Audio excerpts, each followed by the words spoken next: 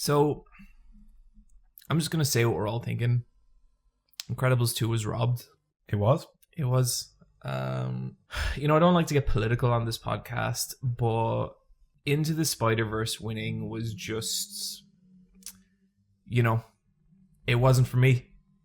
And I think Disney Pixar, they were brave enough to make a sequel. And of course a sequel, was that the only sequel out of that whole thing? Was Wreck-It Ralph. I think Wreck-It Ralph 2 was there as well. And that didn't win either? Yeah. How does that add up? I don't know. If it's the second movie, it's twice as good. Yeah, then of course it's going to be better. And then we give it to Into the Spider-Verse. Into the Spider-Verse. And that was about what? Spider-Man. Okay, well, pick one or the other. That's ridiculous. That is absolute. The Incredibles. The Incredibles. It's about the family, The Incredibles. It's easy to understand. It's entertaining. But then this other movie about a spider or a man? Are you fucking serious? I mean, I think they should have animated Green Book and made it win twice. Or, would have been another option. Bring La La Land back and give that its moment in the sun. Oh, yeah. Yeah. If any film... 2019's animated Oscar goes to La La Land. Finally. I can't fucking do this.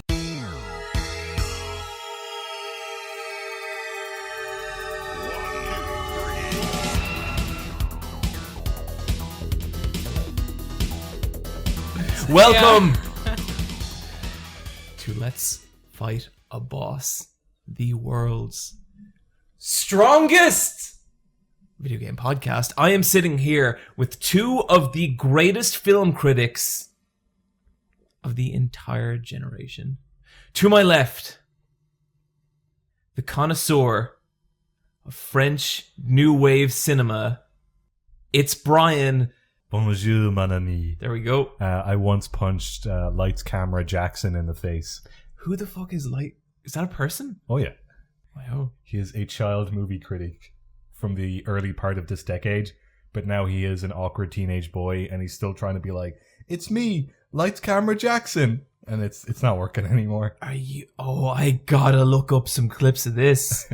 There's a famous one where if you search Lights Camera Jackson, okay, so stop listening to this podcast, and I want you to put into YouTube Lights Camera Jackson. What's that Chris Nolan movie with the fucking Inception? Inception. Okay, it's his review of Inception. To my right, the harshest critic under the sun, the highest score she has ever given a film is 4 out of 8,000. It's Neve. It was for Clone Wars. Hello. Oh, guys, we messed up. We missed a week. No, we didn't. No. We were here on time. No, that is true.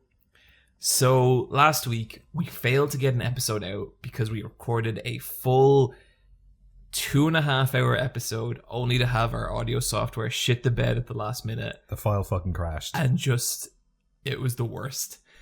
And I hate that because I really hate missing weeks, which is why we miss them so rarely. But it was the kind of thing where we had a day until there was upload day, and either we could try and re-record the same podcast, which would have been a nightmare and probably really bad, because I don't know if you noticed with this podcast, but we tend to go off the cuff a lot. We tend to go on a lot of weird tangents, and we tend to do a lot of little improvisational bits. And the idea of trying to recapture that, it sort of sucked. Or just even having the same conversation with your friend the next day. Mm-hmm. It doesn't go well at all. I'm getting such a sense of deja vu anyway. Oh, yeah. Yeah, because it's been a week, and that's strange for us. I actually have a name for this episode. Oh, yeah? The second best episode we've ever made. Because you'll never hear the best episode we ever made. I thought it was the best thing we've ever done. The best thing we've ever done. Yeah, John, remember the bit where Neve freestyle rapped? Oh, that was incredible. And John spoke Latin. But the cool thing about Neve's rap is that we can just get her to do it again because it's rap, and it was just... Anyway, Neve. 3, 2, 1, go.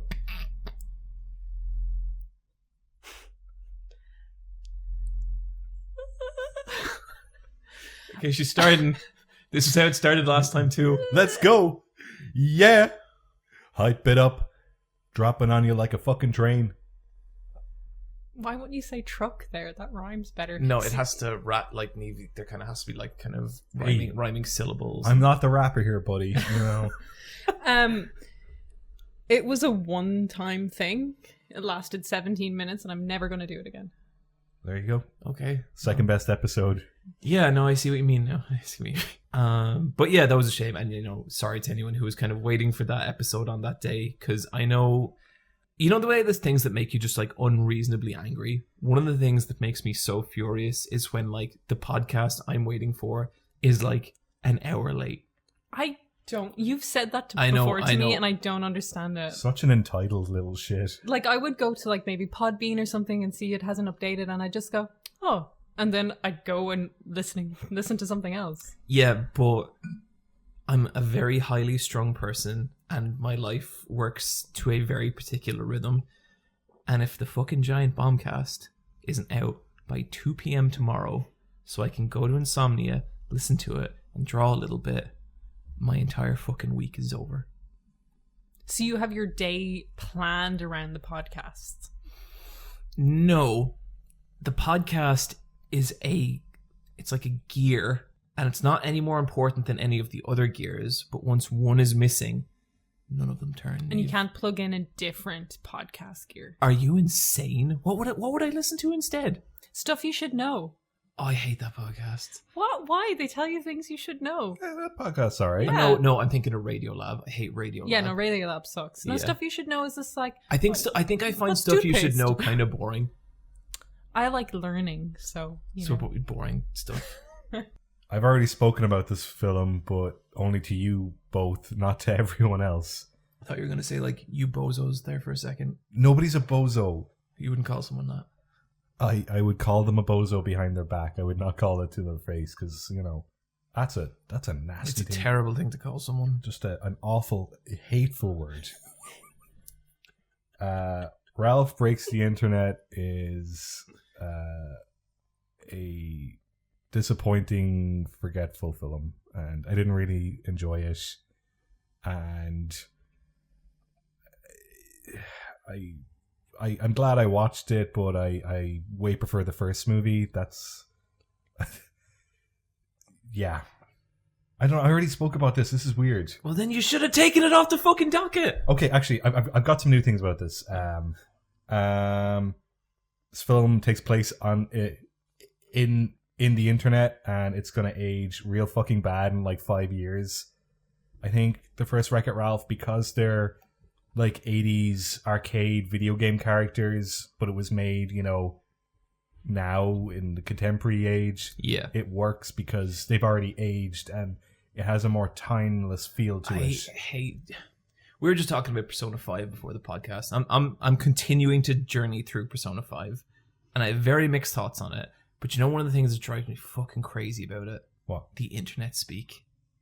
There was a section today where one character said the word kek out loud. Ugh. And then another character was like, I've never heard anyone say that in real life, kek. And it was like, I want to die. Characters say prolly. Oh, yeah. And it's... See, I think what works with like original Wreck-It Ralph is their characters. So even if you don't know like Zangief from Street Fighter, when he's at the bad guy meeting, it could just be a character that looks like a bad guy. You don't need to know who he is, It's still funny without the context of who Zangief is. But then when it's like Twitter or something, like everyone knows what Twitter is, and that means one specific thing. And I just really hate that it's so branded. They're using like logos and website designs that fit in right now, but like if you look at what YouTube looked like 10 years ago, that it looked like shit. Man, sometimes I'll see like a piece of video footage of like the old YouTube layout, and it is shocking how different it is. Because in your mind, it's kind of always the same, right? Mm-hmm. But like the internet is evolving every day, and like I think even like already this year I've opened up YouTube and it's like 5% different than what it used to be. But that's kind of how they get you. They just change one tiny thing little by little. I opened it up yesterday and there was a subscription box back at the top of the homepage, and I was like, whoa, what? Because that's a big deal. But yeah. Yeah, it sucks that that movie's disappointing, Brian, because like the original Wreck-It Ralph was I thought like just such a pleasant surprise and so full of genuine affection for the properties it had. Yeah, like it's still like super well made, and it's the exact same team who made the first film, the original, but it doesn't have the same direction story wise or character wise as the first film. Like, it's cool that it focuses mainly on Ralph and Vanellope's relationship, but characters like Fix-It Felix and Calhoun have less than 5 minutes screen time. Sucks. They were so good. And the main goal of the movie is to find on eBay a broken steering wheel in real life for the Sugar Rush arcade game, and that's what kind of drives the characters story wise. But in the last like third of the film, that gets completely dropped and forgotten about. And then when it does come back in, it is like it's barely acknowledged. Yeah. It bums me out because like the internet's fun. I think you could have made such a genuinely entertaining film out of this. I think the first thing they would have to lose is the branding and just use fake stand-ins. Yeah. Because people would know exactly what they were and you could comment and critique them in a fun tongue-in-cheek way, you know, but they decided to, you know, have Amazon Corp in there. But it's just like a pity because I love the concept of having a bidding war with someone for like an item. As someone who likes bidding wars on eBay, that's How many fun. bidding wars would you say you've won, Dave? Ooh, I was really bad at them at the start because I always got sniped at the end because I was like, I'm such a good sniper. Yeah, I'm not of that mindset. See, I learned that the only strategy in bidding wars was sniping. Yeah. Anything else you can think of. I wait until the last 30 seconds and I fucking put my foot in the door. Yeah, I like to poke them right at the start and be like, I'll outbid you by $2, and then instantly they're like, no. Mm-hmm. And then I just like to sit there and fucking wait and then take it away from Brian. We've talked about this before. The beautiful part isn't getting what you want, but knowing that someone else can't have it. I know what that's like to wake up and getting alert that you lost your bid and you're just like, but I wanted that Lego minifig. You know what? In most of the things I bid on, if the thing never arrived, I'd barely care. I just need to know that I took something from someone. What I like doing that now sweet endorphin release. Oh, it's so good. Is I'm on a Tomb Raider collecting binge and I wanted to get the first magazine she was ever featured in that wasn't a video game magazine, and you could make a bid but you could leave a comment, and I was just like, I can't go higher than this because I'm a college student doing a project on Lara Croft Tomb Raider. Can you give it to me for this price? And she did. That's so creepy. So I made a €5 saving on that one. I had a limit. It's an old magazine. I'm not going to spend a lot of money on that crap. I love pretending to be a college student. Even as like a 30-year-old man, I still go to like Boojum and shit, and I'm like, I don't have my college ID with me, but you know, and they're like, yeah. When people are like, do you have a student card? I like to go, obviously not. Really? Yeah, it shuts the conversation right down. I'm just like, oh no, I forgot it. But you could do me a solid and give me that discount. There was one guy at work, and he showed me this cool trick, and I recommend it to everyone. If you still have your college ID, but it has an expiry date on it, just use nail varnish to like rub it out. Oh, that's good. Mm-hmm. Or sorry, nail varnish remover. Eve, I forgot to say to you, I watched that Lara Croft documentary you were talking about. Yeah, me too. The loaded one. Jesus, that was painful, right? Yeah, there's some special folk in that documentary. Very, very special men. Some scary shots and some dude's long fingernails as he talks about Lara being his wife. I'm pretty sure a good 30 minutes of that was just about her titties. Oh yeah, totally. Yeah, that's what the people want. Yeah, I guess so. I like the bit where they're like, this is what her education would have been like, and then they have the fucking principal of the school being like, yeah, she would have been a good student here. Like, she is a fictional character, weird. but you know, it really had the feeling of a documentary that had way too much money and they had no idea what to do with it. They're like, fuck it, we'll go out to an old English school and talk to the principal for a bit. But yeah, it was fun in a terrible weird way. Yeah. Speaking of fun things in a terrible weird way, I read Junji Ito's The Dissolving Classroom. Oh, I still haven't read that. It is, even by Junji Ito standards, there's something really weird about this comic. Do you know what it's about? It's about a dissolving classroom? Only the first chapter. Okay. So, Like it's about a group of teenagers? no. Not even? It's about a brother and sister. Oh, yeah. And you've probably seen the sister. She's like a weird little gremlin looking thing. You know the girl who does those really awesome Junji Ito cosplays? Do I? One of her most famous ones is of this weird fucking little girl. And the little girl runs around causing trouble for people. Like attacking children and women and like chasing them and trying to stab them and stuff. And she's really awful. And when she does, her brother goes and apologizes profusely. The only thing is that the brother is a devil worshipper, and when he goes to apologize to people, he's not actually apologizing to them. He's using them as a channel to apologize to Satan for disturbing him. And this means that Satan outputs radiation that slowly melts people. Oh, God. It is so fucking weird. That's so specific as It's well. so Yeah. this is sometimes I read Junji Ito stuff and like I read it sometimes and I'm like, this is so specific and strange that I feel like there's, I don't know how to put it, not something wrong with Junji Ito, but like he is his own thing. You know, he is not like the rest of us. Do you think he does psychedelics? I don't know, because I don't think so, because he seems really buttoned down, you know? He probably does think a lot. I think...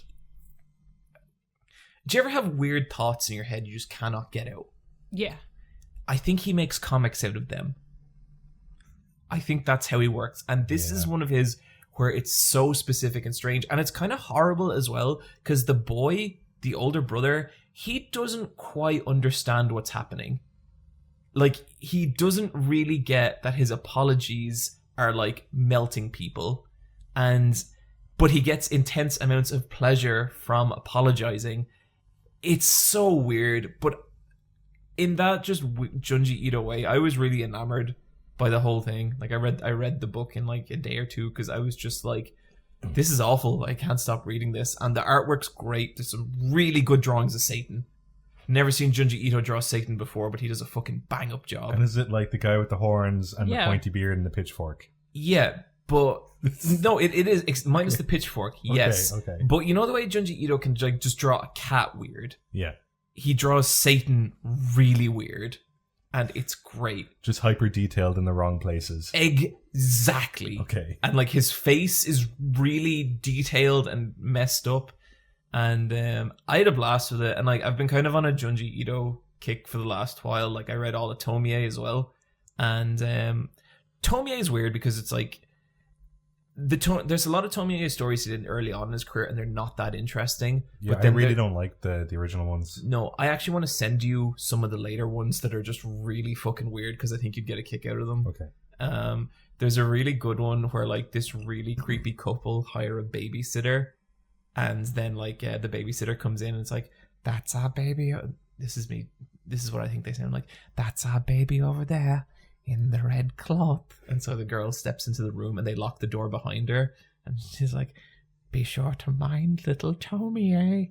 And then she goes over, and it's like, you know when someone cuts up Tomie and she like regenerates? Mm-hmm. It's like that. So it's just this clump of organs with a face. No. And then they lock the door behind her so she can't get out. And so she's stuck with Tomie for like 3 days. And Tomie is like horrible and whispering all these awful things to her, and then making her like letting the babysitter like play horse and ride around on her back. And it's really just disturbing. Did any of you ever babysit before? Yeah, all the time. Not that often. Not your siblings. Cousins? Yeah, that'll do. I've never babysat, like someone I wasn't related to. I've only babysat, younger siblings or cousins. It's genuinely terrifying. Because you're in a stranger's house, essentially, yeah, like, responsible for the life of a child. Yeah, and sometimes the children are evil. I had a kid pull a knife on me once when I was babysitting. Knock him the fuck out. Get a bigger knife. I was just like, you need to give me the knife. And they're like, no. And I was like, oh god. You just make weird deals with them where they actually there's no deal, but they think there's a deal because kids are stupid. A friend of mine told me a really kind of scary story about babysitting. Not like ghost scary, but just scary. He was doing this thing with the kid. Jesus Christ. This story really freaks me out. You know when like you play like airplane with a kid? So you grab one of their arms, you grab one of their legs, and you swing them around. Did the limbs pop out of the socket? Oh, no. No. Did the kid go flying into a TV?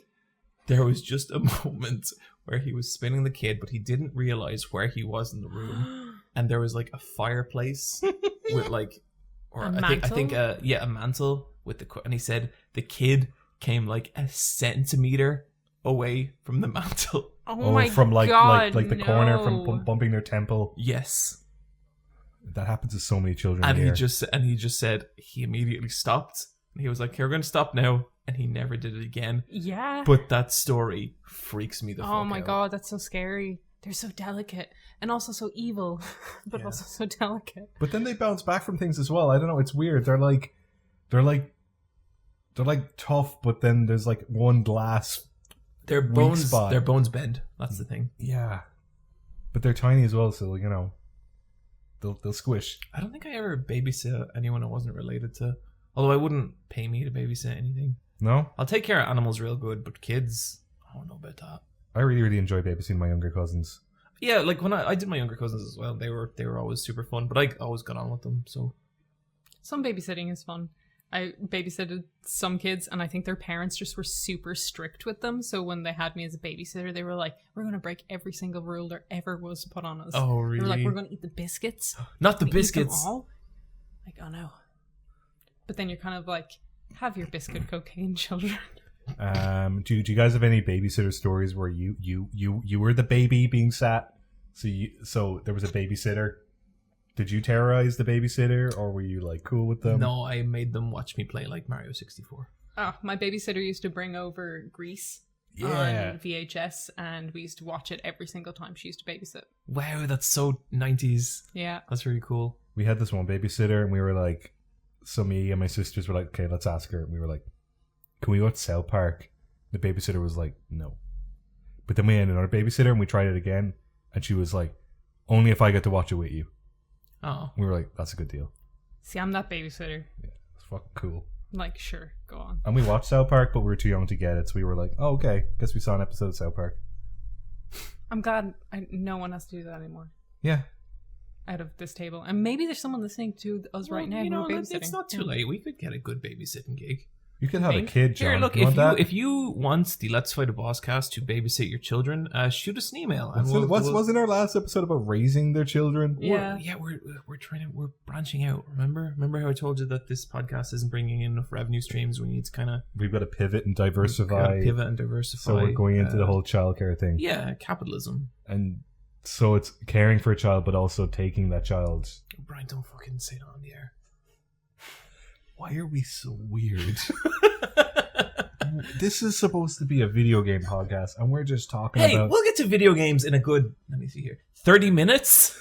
Instead, we're just talking about, like, the risk of a child's life. Yeah, it's super weird. We're really responsible people. Yeah. Brian is. Yeah. Neve. Fair. Neve, why don't you tell us about Russian dolls? Russian doll? The Netflix. Yeah, dolls. What's all that about? That's not what I fucking said, is it? Russian Doll is a Netflix original. Brian spoke about it last time we recorded, and then I went and watched it all in 2 sittings because it was very, very good and also very short. Yeah. A perfect length, really. Like 8 episodes, 25 minutes each approximately, and that's all you need to tell a really compelling story. Not a minute more in there than needs to be. Yep, it's so tight. And like, it's a Groundhog Day story. Natasha Lyonne's character, MD is her name? She dies at her 36th birthday party, and she relives the day over and over again. And this kind of resetting is kind of like a giant metaphor for her trauma and learning to be a better person. and she meets another person, Alan, who is living in a time skip repeating situation the same as herself, and they become friends and they help each other out through it. I really like how they both discover each other. I really like this. I thought it was genuinely heartfelt in a way that was surprising and just painful sometimes. Like it goes from like a really fun dark comedy romp, and then there's an episode that switches it into some just existential horror. Like there's bleeding and death and just rot and decay, and it's kind of like, you know, the fun of being a destructive personality finally taking on its final form of being just destructive, and that kind of being represented within the repetition of it. And it was just brilliant. I loved everything about it, really. Yeah, I haven't seen every episode. I was kind of like sidebarring with Michelle, but I thought it was fantastic. I really, really liked it. Super endearing characters. Like even people who I thought was lame, I was like, oh wait, they're meant to be lame, and they're still interesting. Mm-hmm. There's some great moments in it that I still like will definitely remember. Like I really like the bit where she gets told a password for a VIP area in a nightclub, but then on a different time loop she uses that password to get into the back of the VIP club to meet someone to find out if like the drugs that they're making are causing this. I thought that was such a good, like, something that would happen in a video game. Yeah. It's like they're operating within a rule set and they're using it really well. Like it really feels like the Hitman games where everyone's on their like clockwork path. Yeah, that's really fun. And like she's a video game developer, so it really wears its video game references on its sleeve. Yeah. There's a little Easter egg. Alan. Wait, Natasha Lyonne? Yeah, her character is a video game developer. Oh, okay. No, she's an actor. Look, Brian, it's been a long fucking day, all right? Did you actually think the actor Natasha Lyonne? No, that's why there was a question mark at the end of that sentence. Did you believe for a second? Yes, I believe, The Brian. fictional character in the story works in video games. There's a little Easter egg. Alan is playing Rise of the Tomb Raider, and he's playing it on what looks like an Xbox 360, but he's holding a PlayStation 4 remote control, and all the games that are on their shelf are in 360 boxes. Yeah. Just something I noticed, just putting that out there. Huh. I really like the bit where he's playing what looks like a fake Spelunky. That's her game. And she's Yeah. like, oh, this is a game I helped design. I'll do this bit. And then she keeps dying on it. But it's not Spelunky because like she could just keep like respawning from the same room. It's not like a run. Right. But it looks like Spelunky. Like it looks kind of like, it looks like a game made in 2D cutout style by one person. Like Spelunky, but it's not. It's just some weird animation that they had to do real quickly in a week. I said the first time I recorded this that it reminds me of Evangelion. And I'm sticking with that theory. Sure, Neve. Yeah. People can think things. Like, we're happy for you. Yeah, that's cool. It's like general thesis is the importance of kind of being seen by other people and not being alone, really, and kind of accepting other people into your life. And I thought that was sweet, and I thought how they wrapped it up at the end was very sweet as well. It's a really cool show. Do you want the show to get a season 2, or are you happy with it being ended where it is? It's so compact. If they did a season 2, I would like it to be an anthology thing with different characters. I would like a season 2. Yeah, exactly. Yeah. Exact same people. Like, just fucking do your thing again. But then I know that they spent like 7 years making that show. Yeah, I really want to know what she has next. She must have more ideas. Yeah. But I think it was a hit. I think it went down pretty well. Yeah, it did. It was cool. Yeah. Brian. Yeah. Maybe you can shed some light on whether True Detective Season 3 is a hit. Okay, so that's all out. The last episode aired the other day. It's 8 episodes of Season 3 of True Detective. I've watched up to episode 7. Okay, I'm not going to spoil anything because I'm going to keep it as vague as possible, but from what I gathered online, the last episode is super divisive. Okay. Some people either love it because they found it satisfying with the conclusion as to whodunit and what happens with the characters at the end, versus people who were not happy with it because they didn't like the reveal and didn't like the way it ended. Right. How did you feel? Yeah, who are you? I enjoyed it. I really, really liked the ending. Endings are weird. Endings are tricky. True Detective in particular is an incredibly difficult show to end because the show is so much based on the first half setup pacing wise, and it has all these red herrings, and you know how that series is kind of like it's got a lot of mysticism. True Detective goes fucking ham on red herrings. There's so many. Yeah, and it feels kind of cosmic in some ways, because you're just like, it could be like fucking aliens. I don't know. Like, you don't know. But with this, they actually pretty much like give you a conclusion to everything you need. It ends 3 times. Because he has 3 different timelines? It's just like they wrap up every loose end, and each loose end kind of gets its like 10 to 15 minute like segment. Which Right. Is, I don't want to spoil anything, but like I found that it does answer the majority of questions. Like I felt like it solved 90% of what it was asking the audience. Some stuff is still left to your interpretation, but a lot of it isn't, which is kind of wild because it's such a mysterious show. It is, yeah. Where does it rank for you among the True Detective seasons? Number 2. After 1? Season 1's my favorite. I love season 2 as well, but like I find if I'd have to rank them, it'd be season 1, season 3, season 2. Right. And I'm rewatching season 2 right now as well, just because like I haven't seen it since it aired, and I need to know how it holds up. Season 1 doesn't hold up as well the first time or the second time you watch it, but the first viewing experience of that I really liked. And I'm looking forward to rewatching season 3 in a year or two, because I think Mahershala Ali, that's how you pronounce his name. I didn't know which syllables to stress last time, but now I do, because I watched his Oscar acceptance speech and someone said his name out loud. Yeah. We get to redo the scenario just like in Russian Doll. Yeah. Time loops, everybody. I love that actor. He's won 2 Best Supporting Actor awards now, but it's cool in True Detective because that's a lead role, and I'm really, really hoping he gets more lead roles in movies, because like he is a leading man. I think he's blown up a lot. Yeah, for sure. I'm just a big fan of his. I will watch anything he's in. My wish for True Detective season 4 is the detective is a woman. Maybe Gillian Anderson. It's called The Fall. That's The Fall, Neve. Maybe a different woman. Olivia Colman. Wait, no, that's Broadchurch. Oh, what the fuck? Name another, like... Oh, Rachel Weisz. Get Rachel Weisz. in there. Okay, yeah, that's a good one. She's in it. Is she playing a British woman or is she playing an American? She can do both. She has the range. She's not playing... Is she... Okay, sorry. Go Okay, as long as she's not playing an Egyptian woman. Well, when did that happen? In the Mummy films. Oh, I thought she was just a British... For a moment did there... she turn out to be a princess or some crap? She's supposed to be mixed. She's supposed to be half British, half Egyptian. For a moment there, I was like, whoa, Brian, what the fuck? And then, oh, okay. Yeah. I'm just bringing it up because Rami Malek just won, and he's like Egyptian. Yeah. And he played, what's his name? Freddie Mercury, who's Persian, and it makes sense, because that's some good casting.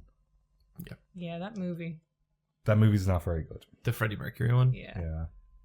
I don't know anything about it. The Mummy, though, that's a good movie. The Mummy movies are I great. still need to watch that thing. They're fucking awesome. Yeah, they're awesome, but I don't know are they still good if you don't have the nostalgia for them? They're very good summer blockbuster romps. But do you ever see a film from a time period and you've never seen the film before, but it's so of a time it makes you nostalgic?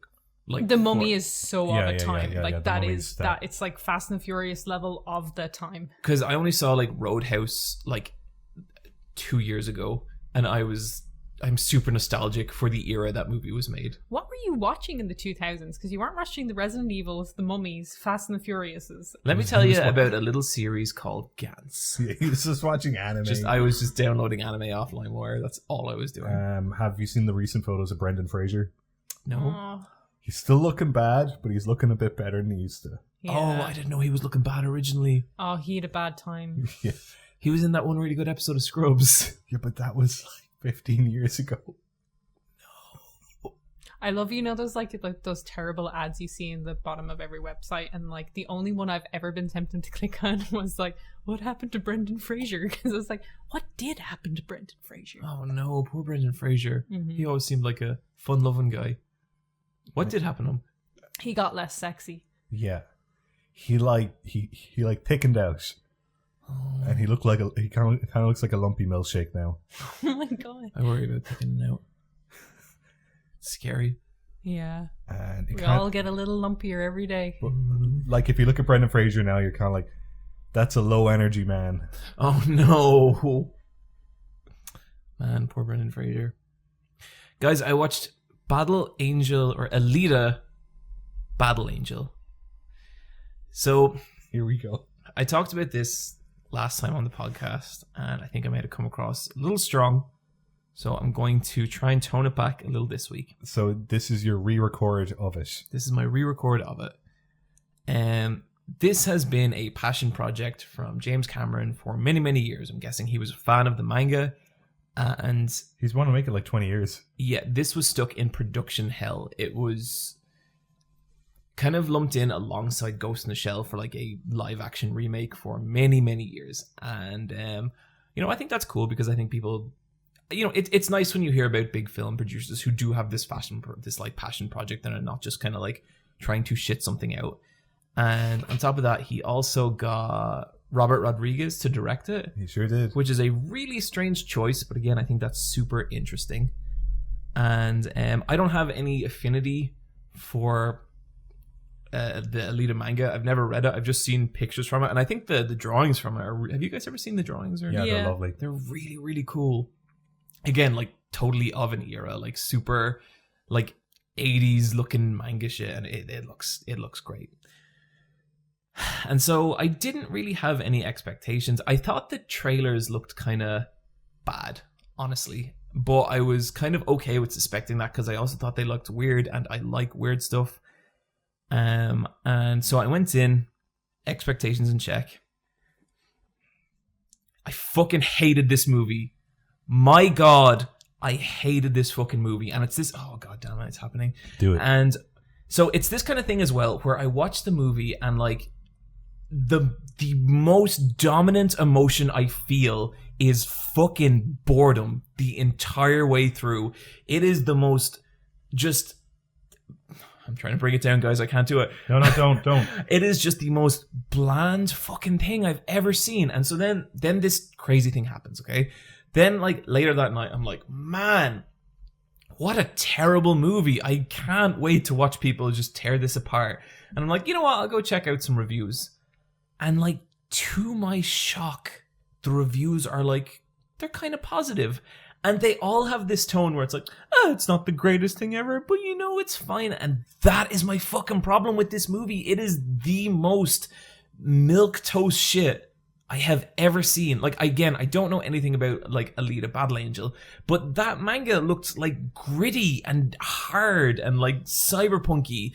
This has all the edge of a fucking, like, DreamWorks movie. Like, that's what it is. They took this weird cyberpunk thing and turned it into every film you have ever seen. And it's just, it drives me crazy. And, like, I'm sure people who listen to this podcast who enjoyed it, and, like, that's cool. Like, if you enjoyed it, don't let my stupid ass put you off that. But at the same time, the thing I despise most in art is just mediocrity. And that's what I thought this movie was. This is one of those movies you could edit it together from pieces from other movies. There's 3 times in the movie where some boy says to Alita, I've got something to show you. And then he fucking shows her like a beautiful vista. That happens 3 times and it fucking drove me insane. That happens in Aladdin and it worked in that film. Yeah, but also the thing that they were showing was probably cool. Because another thing, Alita looks expensive. It looks like a movie that a lot of money went into. But just because something looks expensive does not mean it looks good. And I thought this movie looked like garbage. It was the most like unimaginative, like cyberpunk dystopia. Like, just think of like cyberpunk dystopia. Think of if DreamWorks did a cyberpunk dystopia. That's what this movie looks like. There's some cool bits. There's a cool bit where like this cyborg guy walks by and like he has like a face on his back, and I was like, that's cool. That's pretty cool. But other than that, it was just nothing. The action scenes were so bad. They all, like, despite the fact that the characters were like all flipping all over the place and all doing this stuff, the editing was really slow and it just felt really sluggish. There was no like narrative to any of the action. It was all just like, this character does this and this character does this, and I hated it so much. I have a question. So, I always hear about Alita mentioned alongside Ghost in the Shell for kind of a story that's about kind of what it means to be human and what humanness is. Is this about this? There's a moment where a character, I shit you not, unless I'm making this up because I have like rage fantasies about this movie now, but I'm pretty sure there's a character puts their hand on Alita's robot hand and goes, "You're more human than any of us." That's not what I want. That is the extent of it. There is no subtext. It is just this fantasy story about this fucking girl. And so you guys have probably seen like the trailers with like the big giant eyes and everything. That looked awful to me the entire movie. Any fucking scene that like Alita is in is like, I could not connect with it at all. I was like, but this just looks shit. Like, she's the only one with giant eyes, and let's have her fucking make out with a real life boy. Why don't we just get back to that fucking scene where like Sonic makes out with a human person? Because that's how this film made me feel. It was so bad. Could you tell us about what's outside the city and also the chocolate? The city they live in is fucking, it's shit. It is a garbage shit city, okay? It's one of those cities where it's like, it's meant to be this like sci-fi dystopia, but I guess no one fucking invented like interior design or anything in the future because everything looks terrible. And look, I know the world is meant to have ended, whatever. You can put a fucking rug down is all I'm saying. And so that bothers me because it's this city where it doesn't look lived in at all. It just looks ruined, you know? So then, anyway, something happened, big war, humanity, fucking whatever. And then there's a part where they venture outside the city, and I'm like, man, outside this city must be fucked if they're going to live in a shithole like this. There must be all kind of crazy monsters and, you know, weird cyber people, and just, man, this is going to be crazy. And they walk out into the lushest green meadows I have ever seen in the most beautiful natural waterfall environments.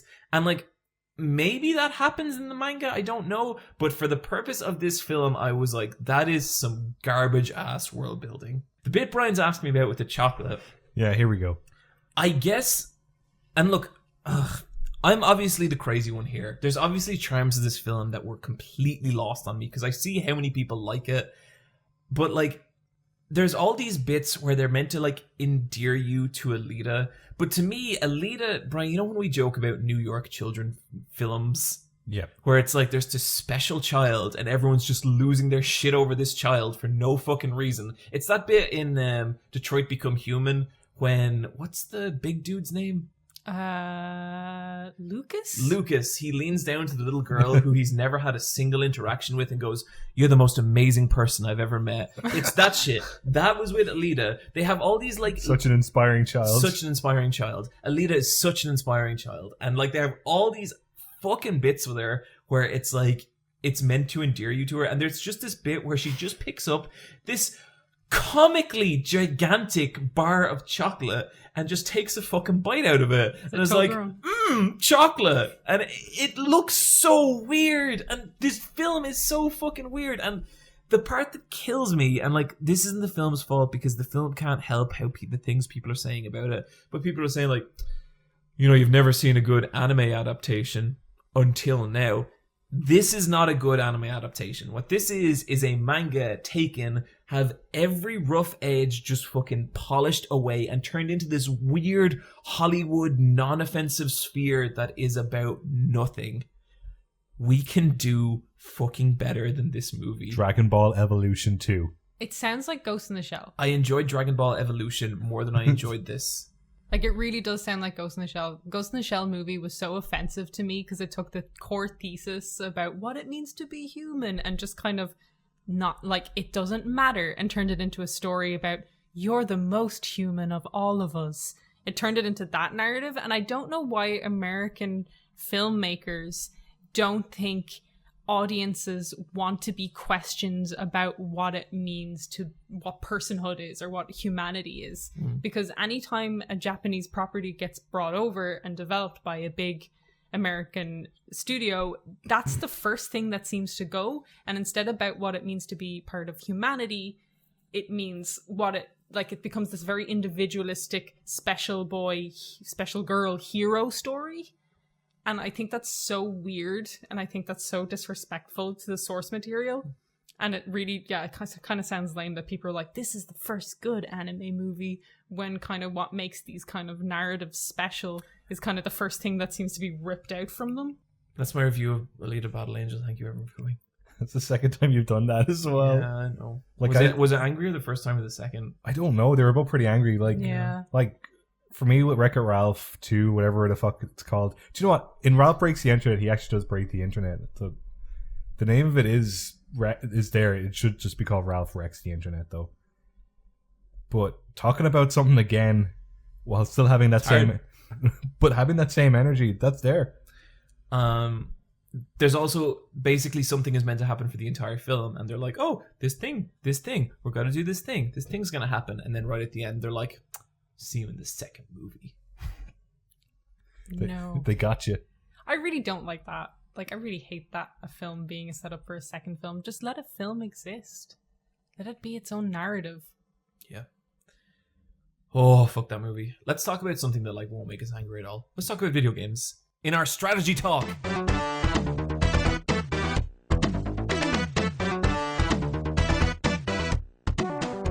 What's a funny word?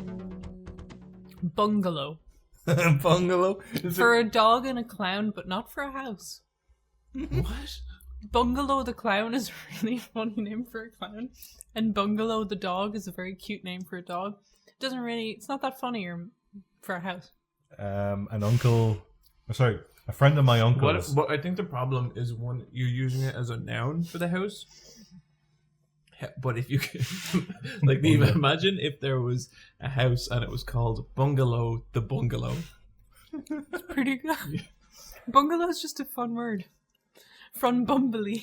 I watched the last few episodes of Kimmy Schmidt. Oh, what'd you think? They're so good. They're really good, aren't they? They're so good, and it's that was a nice wrap up to that series as well. Yeah, there was several parts of those last few episodes where I was guffawing. Mm-hmm. I thought they were so good. My uncle, one of his friends, has a cat and a dog, and the dog's called Pat, and then the cat is called Cipher. Is that the end of your story, Brian? Yeah, thanks, yeah. Cypher? Cipher cat? Yeah. Yeah. Pat the dog. No, go on. Tell us about the fucking zoo, John. Okay, well, it was pretty rad, but I noticed it was, yeah. I got to see a bunch of wolves fuck. It was great. You get to see that you every sent February. us a message about that, and just the image of a bunch of wolves, because no, it wasn't just one. They were all going at it, and you know what the weird thing was? The ones that weren't fucking, they were all running around in a circle. Yeah, around the wolves that were. That's so metal. Yeah, and I was like, holy shit, that's crazy. And then this little British woman beside me goes, a bit of rumpy pumpy. A bit of rumpy puppy. No? Okay. Is Rompy Pompey a good name for a clown? Rompy Pompey and Bungalow the Clown, yes. Two of the worst clowns. Rompy Pompey. Alright, mate, it's me, Rompy Pompey. What kind of animal would you like? I'll Bluno make an animal for you, mate. Rumpy, there's alcohol in your breath. You fucking what, mate? You what? Oh, I don't want to piss off Rumpy Pumpy the Clown. Okay, how about we each try and do her creepiest voice? Okay, Brian, you start. Hello, John, it's me. Solid Snake? No, you're a #1 anime fan. Neve, your turn. Hello, John. It's me. A titty streamer. Sextina. The clown. Did you say the clown? Yeah. Hong Kong. Come on, John. I don't think I can match them. I don't want to. That's pretty good, John. I played Apex Legends. 16 of the Clown. I don't like doing this podcast anymore. No, I think that's enough. It's our last episode, everyone. Guys, hell of a run. Hell of a run. Apex Legends. Yeah, oh, that's a good game. I know that's kind of a controversial opinion to have on it, but I've always been kind of real on this podcast, so I'm not going to stop now. I don't know. Anthem's doing alright. Oh my god. Oh god, we'll get to that. Apex Legends is really cool. Do you know what really strikes me about that game though? So you have like I forgot the name of Player Unknown's Battlegrounds for a second. That's interesting. That's where that game stands. I played that game originally and I liked it. I thought it was really janky, but I did enjoy it. I thought the concept was cool and it was really exciting. It was like really scary. Never played Fortnite, but you know, Fortnite was meant to be this wholly different thing that just bolted on a battle royale mode. God, when you think back now, how weird was it when Fortnite Battle Royale started taking off? Like, that's so strange. But what hits me about Apex Legends is it really does feel like designed from the ground up to be a battle royale experience. And I know there was a pivot for them at some point in the development of that game from one thing to another. I don't know how drastic it was, but I guess when I play it, everything about it feels so considered for the purposes of like a good battle royale experience. And I've been really enjoying it. I am fucking awful. Even you still having a 16 of the Clown or whatever the fuck it was. Would you like a muffin, kids? That's right. Get Okay, it out. it's out of my system. It's a freshly baked muff. Hello, boys and girls. Okay, 16 Please send is your gone. 16 of the Clown fan art into Let's Fight a Boss. Ask Let's Fight a Boss at gmail.com. That's ask Let's Fight a Clown at gmail.com. Oh my god, what a disastrous episode. Neve, we played Apex Legends together. We sure did. It's like, I didn't charge my mic, so... But it doesn't matter because it is really good. I'm like pingings. 40% sure you did charge your mic, you just didn't want to talk. No, it was actually not charged. But it has really good pinging options to kind of fuck. I can't speak anymore. You can really let people know with the in-game options where stuff is, where to go, what to do. If an enemy's been there, it has so many like non-verbal ways of communicating things that and it works really so well. Yeah. And like it's really cool because even when you're playing with a crowd of strangers, you very easily get the like impression like, oh, this guy's cool because like, you know, he's out there pinging stuff and all this kind of thing. And like I like that a lot because man, when you get someone and they're just not doing that, it's like you're a fucking idiot.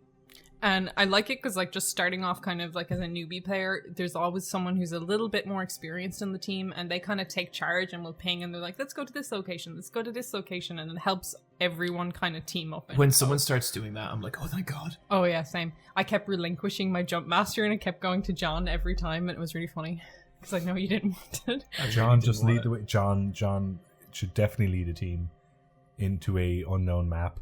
Yeah. That you've played multiple times at this point. Yeah, I'm the direction. That's my thing. Let me tell you.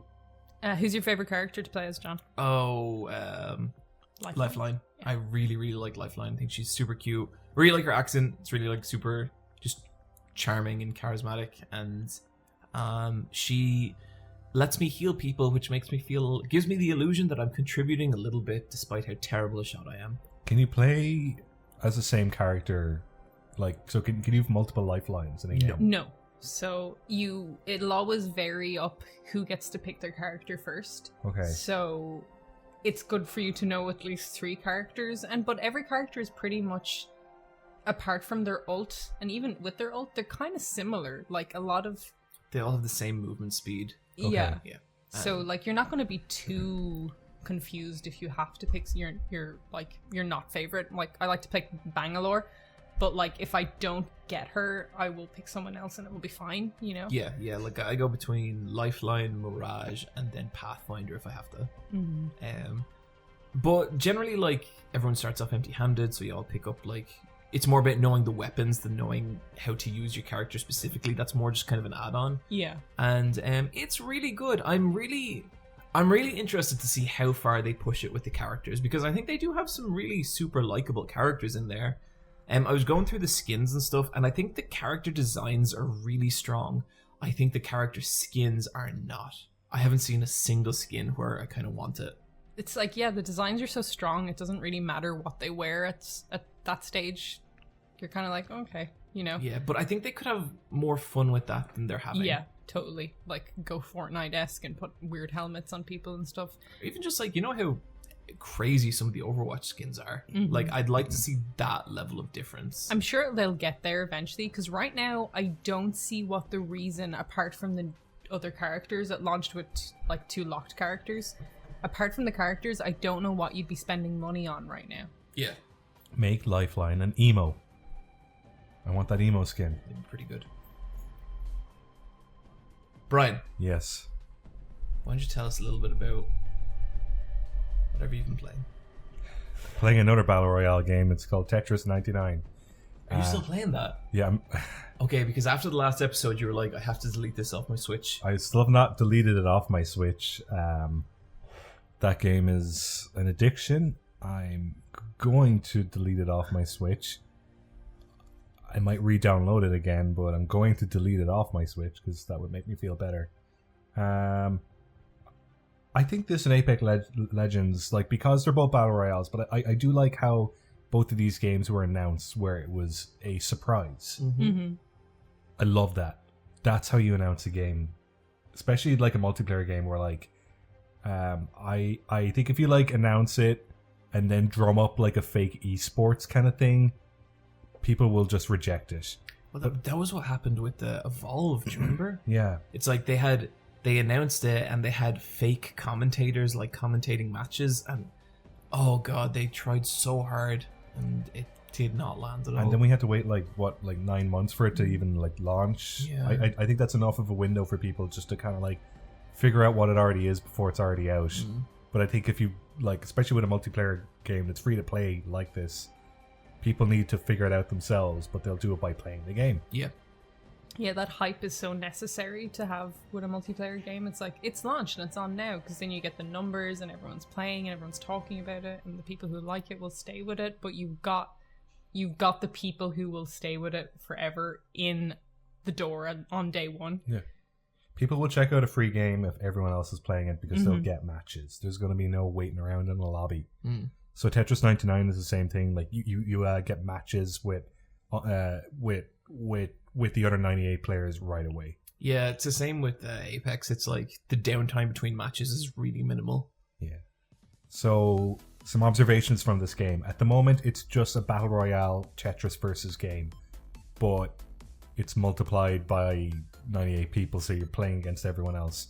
You can use the left stick to kind of choose how you're so that, like, if you clear more than 2 lines, then you could send that garbage, is what it's called, like a gray row of clutter to people who have a higher rank than you, or people who are already KOing other people, or people who are directly attacking you.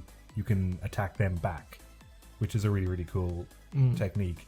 I've noticed some people, since it's been launched, some people will play it as if it's Tetris and try and clear it so they get 4 lines, which is a Tetris.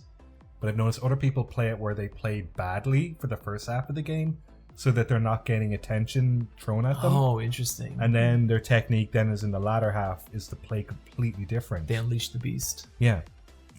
Which is never how you've played Tetris before. Because usually when you're playing versus, it's against 1 or 4 people max. There's no disadvantage to not doing your best. Yeah. The game's been data mined a little bit, and people have found out that there's going to be an endless marathon mode and stuff like that added in at a later stage. Work. I think the marathon mode could just be you play against everyone and whoever lasts the longest wins. And maybe you could choose to, stick around or drop out and go into another game. So there'd be no winner. Or maybe there's a target high score that you have to reach the fastest. Something like that might work. I think it'd be cool if there was one where new players were constantly coming into it and you were just going forever. That'd be kind of fun. Yeah, like see who's got the longest playtime, and some dude's gonna play it for like 2 weeks. Yeah, and then it's gonna blow up. Yeah, that someone's been doing it for that long. It's like, holy shit, someone's gotta take him out. That'd be crazy. But it's like a team of 20 people on rotation. That'd be gold. So this was like free on Nintendo's paid service. Yeah. This is the closest I've come to buying that paid service. I haven't done it yet, but if they do stuff like this, just kind of launch new kind of experimental or interesting games like this for free, that makes that service way more interesting. Yeah, to me. it's a good look for that service, because like even right now, like I have it for Smash, but I don't play that much Smash online, so I'm still playing a fair bit. So the way I'll do it is I'll play like tiny bit of Tetris 99, and then I'll play some Smash online. But that's kind of part of my like internet power hour. Sure, I For get the- you. The internet power hour. Yeah. But what That's ends what we up should call happening, this podcast. yeah. But what happens is I play too much of Tetris 99, and then I'm like, I should probably switch over to Smash now, and then I'm like, I'll just do one more. And I was saying before that it has the thing where that like if you want to exit out into the main menu, it does the thing with Smash where you have to hold down B for 5 seconds and commit to that button holding. But like that's the longest 5 seconds to be like, That's I'll just enough time to change your mind. But then to play it, you also need to hold down A for like 5 seconds. But that's a quick 5 seconds. Huh. It's fucking weird. But is that's weird. what this game does to you. And that whole fucking mental block that you have while you play it, and you are convincing yourself, like I don't know, I feel like I'm a junkie with this fucking game. Have you won yet? No, I'm not good enough to win. I've gotten into top 10. Have you won Apex, Steve? No. No, I have not. I have won. Have you? Yep. But you've like no kills. Neve, I have exactly as many kills as you do, because I saw your card. So like 9, 6, 4, Neve. 4. Unless you have more kills than another character. No, I've only like 1. There you go. I guess we're as good as shooters as each other. You should shoot each other. We should That's shoot each not true. But okay. other. But I won one game. My contribution was minimal to non-existence. What, you just sort of got lucky? I think I was just with someone good. Yeah. And You they got get shot? paired up with someone who's Okay. got like 500 kills. Yeah. Fuck. And what I think whoever I was playing with was just really, really good. And I don't think I think my damage was like 100 the entire match, which tells you like I did nothing. I might have healed someone, but that was it. But yeah. Then I was like, oh, maybe I'll never play her again. But then I continued to play more. Neve, tell us about Daemon X Machina. So the Nintendo Direct that launched the Tetris 99 also launched a free demo, which was Daemon X Machina. The prototype missions. And this is a hack and slash mech game. Is that what you would classify it as? No. Maybe? No? Okay, cool. I call it a strafe shooter. Strafe shooter. You fucking lock onto that target and you fucking circle that perimeter. Yeah, I guess you don't hack and slash too much unless you have a sword. But it is like a third-person mech game, action game. And this demo kind of previewed... It was quite a meaty demo. I played it for at least 3 hours, and I've actually played it again since because I really like it. You have a character creator. It opens up with, which I was really surprised with, and you get to make your human character, who is a hired pilot of this mech, and you're working kind of as a mercenary, so you've kind of no allegiance, and you go into the world as your mech, and you take out other mechs, and you collect their salvage to update your mech, and you can customize your mech. And for me, I had a great time. It was very unexpected, especially with all the amount of narrative and characters in it. There was like little talking heads going in, giving dialogue and giving context for everything. The combat was fun. I had a few issues with kind of identifying who was a friendly and who was an enemy type with it. Same. It wasn't that clear. I think that could be made clearer. And I had another bit of an issue with this kind of auto rebound system they have. So the last mission you get in the demo is a boss fight with a big, huge spider mech. And it has a kind of AoE that will knock you straight out of the out of bounds. And once you go out of the out of bounds area, you are locked into you're like stun locked and put into an auto run. The first time I got stun locked and put into the auto run, I got stuck behind some geometry because I was hit so far out of bounds, and I couldn't return, and I had the boss half dead, so I just had to exit the game, like I had to quit the game. And even if you don't get stuck from geometry, you can kind of like just get launched back in. You're still kind of recovering from your stun lock, and you're just open to an attack. And I think there's just something they need to do and find a proper balance between how punishing that stun is when you go out of bounds, because it's completely out of your control sometimes. But it was genuinely a pleasant surprise. Like, I think it looks great. I love the style of it. It looks slick. Looks cool. Yeah. Like, it is very pretty graphically and design-wise. Really nice, vibrant colors. It does not look great handheld. It's jaggy as fuck. Yup. Crazy. Like, the difference between handheld, even when you screenshot it, super fucking jaggy. And then when you put it in docked, it's nice and smooth looking. But just genuinely, this went from... oh yeah, Daemon X Machina, that looks okay, to a day one purchase for me. Like, I really, really was into its vibe. Yeah. I think I was less into it. I liked all the narrative stuff going on. I thought the characters introduced seemed really cool, and I loved the look of it and the mechs and everything, especially the soundtrack. The weird like new metal soundtrack is so good. The controls just did not click with me at all. And I think that could just be a personal thing, especially hearing how enthusiastic you are about it. But how'd you get on with it, Brian? Because you played this too, didn't you? Yeah, I didn't complete the demo, but I'm a fair chunk in. I might continue it. I really liked it. I don't know if I get it myself, but I'd be curious to see more of it for sure. Cool.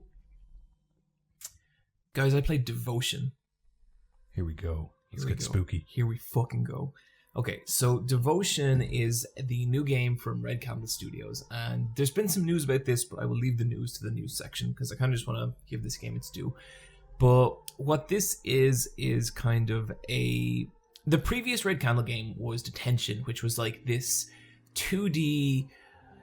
It was like survival horror, but not really, because the interaction with enemies was so limited, it didn't really have much of an effect on the experience. In fact, I think the actual weakest parts of Detention were probably your encounters with the enemies, because it was just, you know, there were these monsters that were indestructible, they had to sneak past, whatever, and it was fine.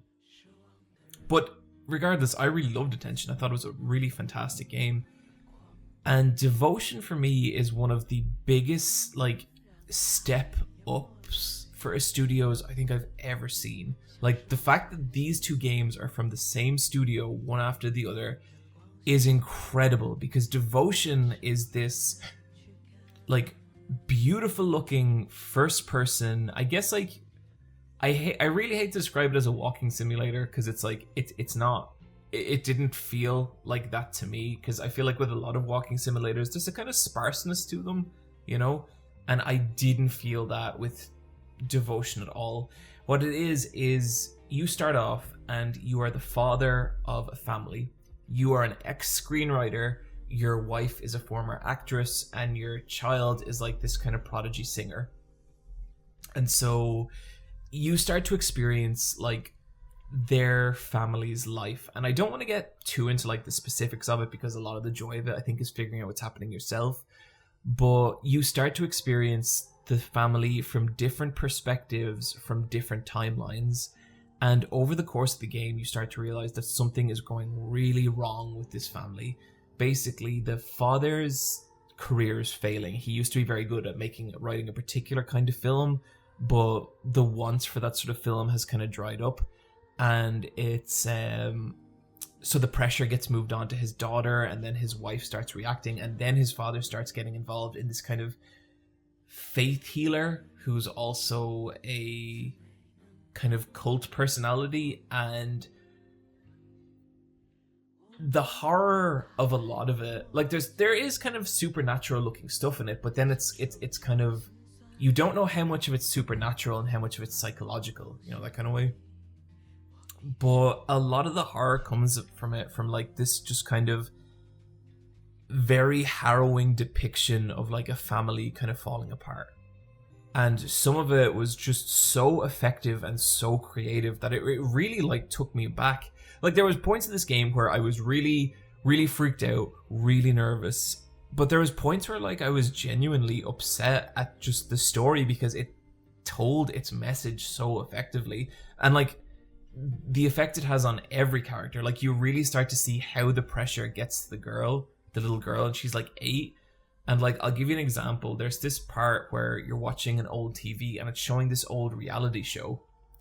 And it's the girl. This is all live action footage. The girl is on the reality show, and it shows her basically trying to be the champion of the reality show. It's some like children's talent contest, and so she scores, and so her opponent scores 89 points in the singing contest, and then the little girl herself scores 88 points, and then it says that, and then the television starts skipping, and it just keeps saying 88 points, 88 points, 88 points over and over and over, and it's really unsettling, but also really gets across like how kind of traumatizing a moment this was for the child. And there's so many bits of that, like where it's so good and it's so effective, and there's 1 or 2 jump scares in the game that I actually appreciated, because like I think if you just do a jump scare, that sucks. I think if you set up a jump scare, if you frame it in the right way, that can be really, really effective. But more so than that, I just thought the game was like really upsetting in like its depiction of these characters kind of succumbing to their own weaknesses, and it was really like,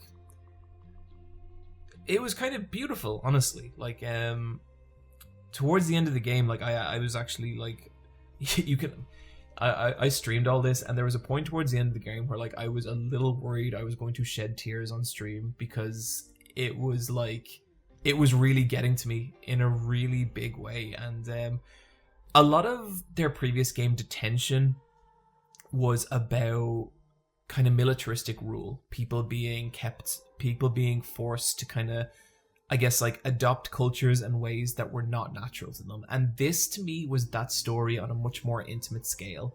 It was a father failing professionally and him needing an escape from that, and that escape taking over his entire life and ruining his family in some really horrific ways. And it was fantastic. It was absolutely fucking brilliant. It's like, I think when I played Detention, I was like, this is one of the best horror games I've played in the last 10 years. Devotion to me eclipses every part of it. It was such a strong story. It was so harrowing. There were so many moments that stood out, both as like just frightening visual pieces, but also just really like powerful turns for these characters. There is a bit in Devotion. Do you ever play a game where you're like forced to commit self-harm?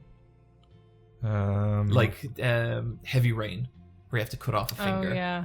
There is a bit in Devotion that goes so far beyond anything of that I've ever considered that it like made me dizzy. And it wasn't just shock value. The context of the situation directly related to the core themes of the game. And it was amazing. And I really, I'm still thinking about it. And like, if you go back and watch that stream, like by the end of it, like I'm kind of blown up. Like I don't know what to say, because the game had that powerful an effect on me, and I loved it. And what I'd really say is like, this couldn't be a film. This couldn't be a TV series. This could only have been a video game, and it used its mechanics beautifully. And I really could not recommend this game enough. I would love to see both of you give it a shot at some point. I would love to if I could. We'll get to that.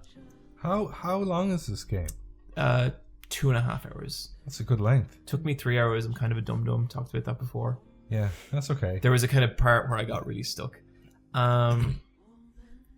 If you want to see, you can see. I don't think I've talked about it on this podcast before, but I have a Twitch now. It's twitch.tv/super eyepatchwolf, and you can see the entire stream there. It'll be up for another couple of days.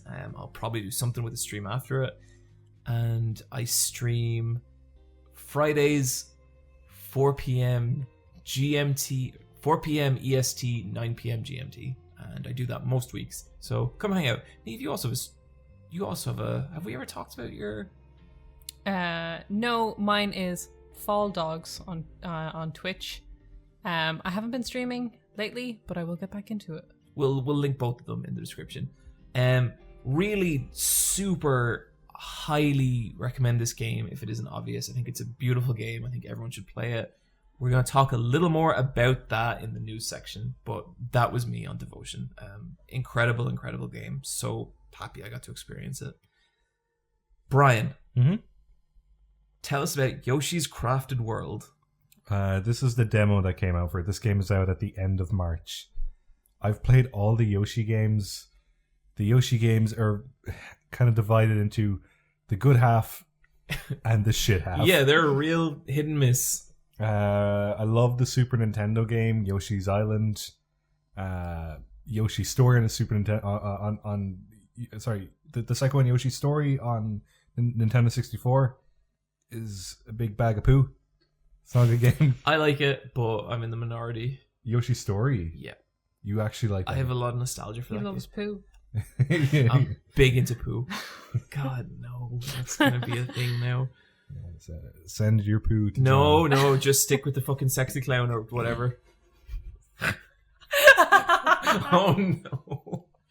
What do you want, John? Do you want a sexy clown or a big bag of poo? Sexy clown, obviously. My fucking favorite Street Fighter characters are Mika. Yeah. Go on, tell us about Yoshi. So what I played at this demo, it seems to be on the poo side. It was the simplest thing I've ever fucking played in my life. I would describe it as a very soft game. Yeah. A baby game. Oh, this is for the stupidest baby. This is for a really like a child who is just not there. Just a stupid fucking baby. It's Just not there. like the fucking complexity and difficulty of this demo was that to of checking your email and seeing if you got a new email and maybe replying to it later on. Like, you don't even need to reply to it now. It was effortless. Now, that being said, maybe this is the kind of game you want to play as a relaxing experience before you fall asleep. It did kind of strike me as that, like, if you just don't want to think. This is a bedtime story. Yeah, that's a good way to describe it. Which is cool, and the presentation of this game is lovely. Like, it looks great. It looks... Oh yeah, it looks so good. It's fucking photorealistic in how it looks. It looks great. It looks amazing. And I'm going to get this game. Why? Because I love the Yoshi platformer games, because the good ones are so good. And I own all the bad ones as well, because Brian, what are the good ones? The SNES one, the Wii U one is surprisingly good. What about the 3DS one? DS one? That's a bad game. Is it? It's a bad game because visually it's perfectly serviceable. The sound design and audio in that game is the worst fucking thing I've ever heard. I think Nintendo got into some real bad sound design habits around the DS period. Yeah. Like, you know those Mario levels where everyone goes, whoop, whoop, wah, wah, wah. Okay, so the music in Yoshi's new Island 3DS is the worst fucking music I've ever heard. So maybe while I'm talking over it, I'll give you the song to play. Sure.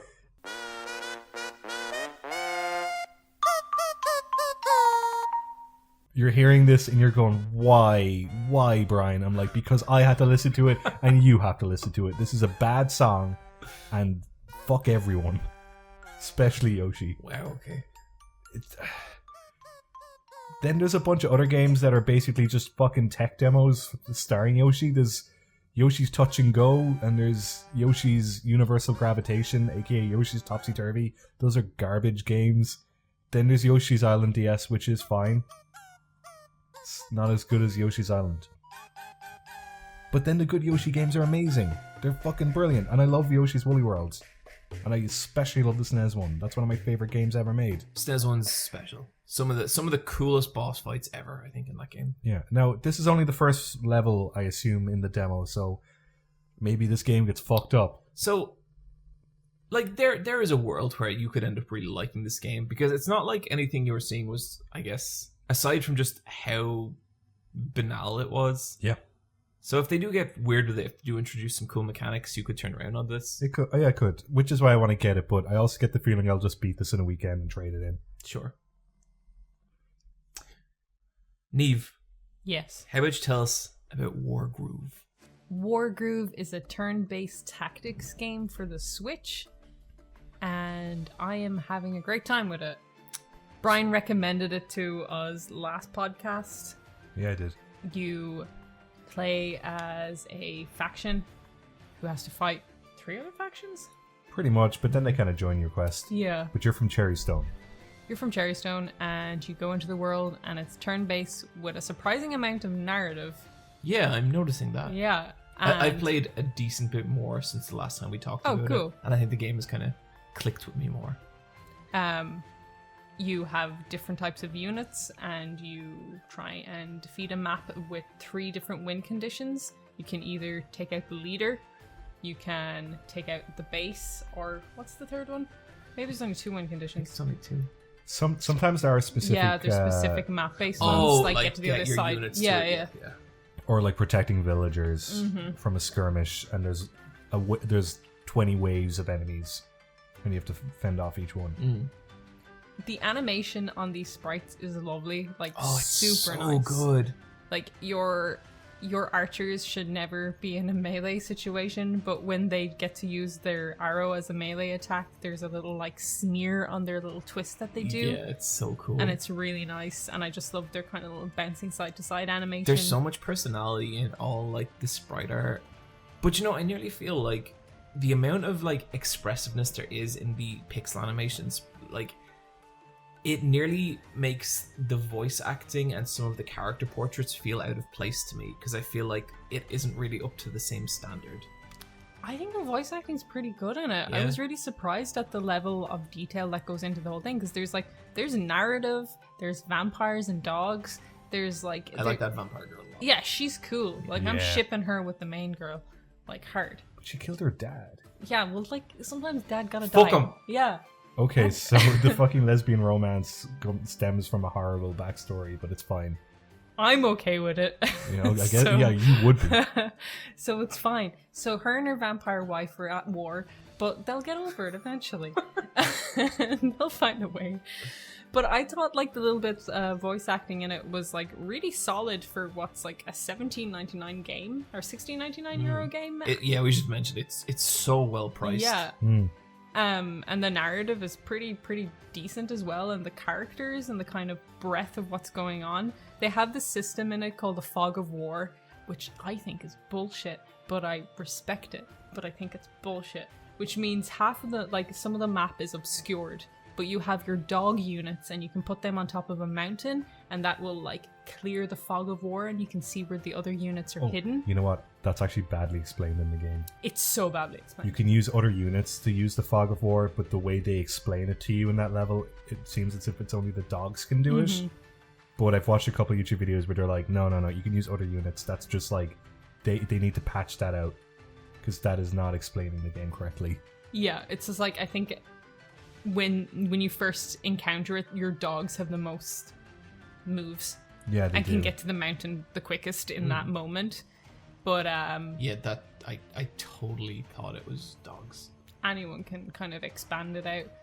And I kind of thought that was a little bullshit, because I feel like every time I play a map that has it, I lose on that map, but then the second time I play it, I know where things are and what's kind of going to happen, and I can kind of plan for the eventuality. Yeah, sometimes I do really feel like the game fucks me, and I'm like, oh, come on.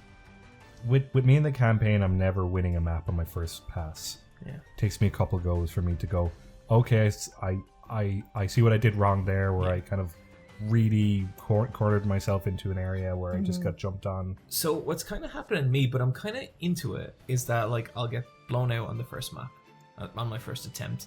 Then I'll just like put it down for a couple of days and I'll think about it, and then I'll be like, well, what if I try this instead? And then the new tactic, like I just destroy the opponent, and that feels really, really good. Because like I feel like in that game, if you're getting into a battle of contrition where you're just slowly pushing every turn, I feel like at that point you should just start again and try and come at it from a different angle. Yeah, like I was doing that for my first go of a map, and I was just like, this is going so bad and so long.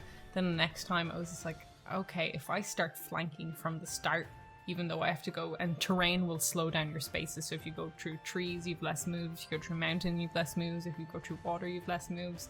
But if I do that at the start and try and get around, then later on you get wagons, so you can kind of move troops one by one, but over a larger space. Yeah. And you start to kind of use the stuff that you have at your disposal in a smarter way. And it's like, it's interesting because I don't think any one person will beat a map the same way. Yeah, Totally.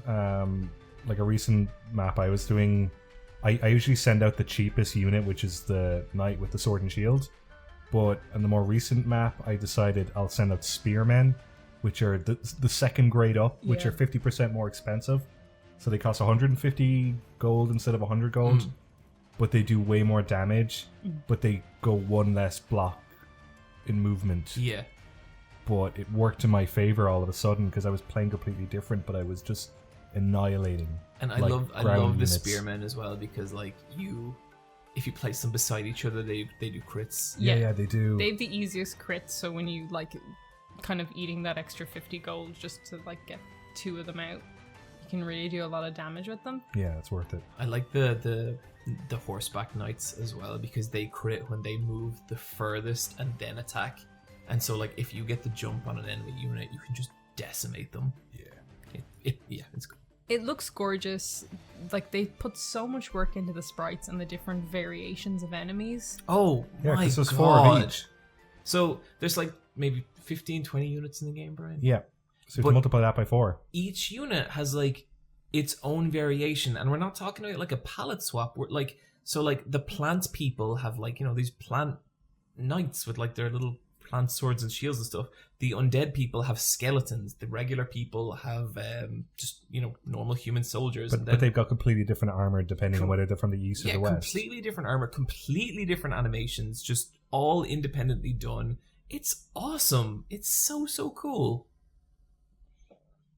It's a great game and it's a great time waster, but you can spend hours on those maps. Oh my sometimes. god, yeah! Like I've done like an hour on a map and then lost because of one dumb mistake, and I'm like, well, I hate this game. Yeah, Yeah, you're literally like, fuck that, fuck this game, and then like you come back to it and you're like, oh well, I better play it again. Yeah, one or two times I've been like, well, I'm done. That's just Yeah, I'm it. not playing this game And anymore. then, no, totally not. I think I said this last podcast, but it's interesting because the direct inverse of this to me is Into the Breach. Exact same kind of game, except it's so much more compressed. In Into the Breach, there's never more than 4 turns in a battle. It's all on an 8x8 grid. You see everything kind of from the get-go, and you only have 3 units. And to me, these two games scratch the same itch, but in really different ways. And so if you like Wargroove, check out Into the Breach as well. It's super good. But yeah. I have played the Dead or Alive 6 demo. Of course you have. What's that supposed to mean? John likes a titty. What? That's not... He likes a big clown titty. 16 at the fan. Did Did you like the game, John? Yeah, did it make you feel good? you know what? No. Okay. Fair. Yeah, this was really disappointing. I have a problem with, I guess, 3D fighting games in general, and some 2D fighting games as well. But one of the things that really bums me out about a lot of 3D fighters is that they recycle massive portions of the previous games. So Tekken has this problem, Dead or Alive has this problem, Soul Calibur has this problem, where I'll pick a character, and I'll see the same, not the same moves even, the same animations, the same timings, it's all exactly the same. And the demo for Dead or Alive 6 was maybe the worst instance I've ever had of this. I don't think it looks much better than Dead or Alive 5. It's kind of, the characters still all have that kind of... Brian, what are those big anime dolls? You know, the really expensive ones from Japan? Oh, we got some over there in the figure cabinet. No, I don't think you do. Not like Oh, a real those. doll kind of thing. Yeah. Wait, the sex ones? No, they're... Jesus Christ. What the fuck are you talking about then? They're... Somewhere between I don't know about a dolls. sex doll and like an anime doll. they're these like, but they look like actual dolls, but they're really tall and they're really expensive, and you can get them. They're like $1,000 each. Someone who's listening to us is screaming the name right now. Probably. And you know what? You're way cooler than us, buddy. Yeah, absolutely. But Dead or Alive still looks like that. Is my only point. And I feel like Dead or Alive. Okay, so.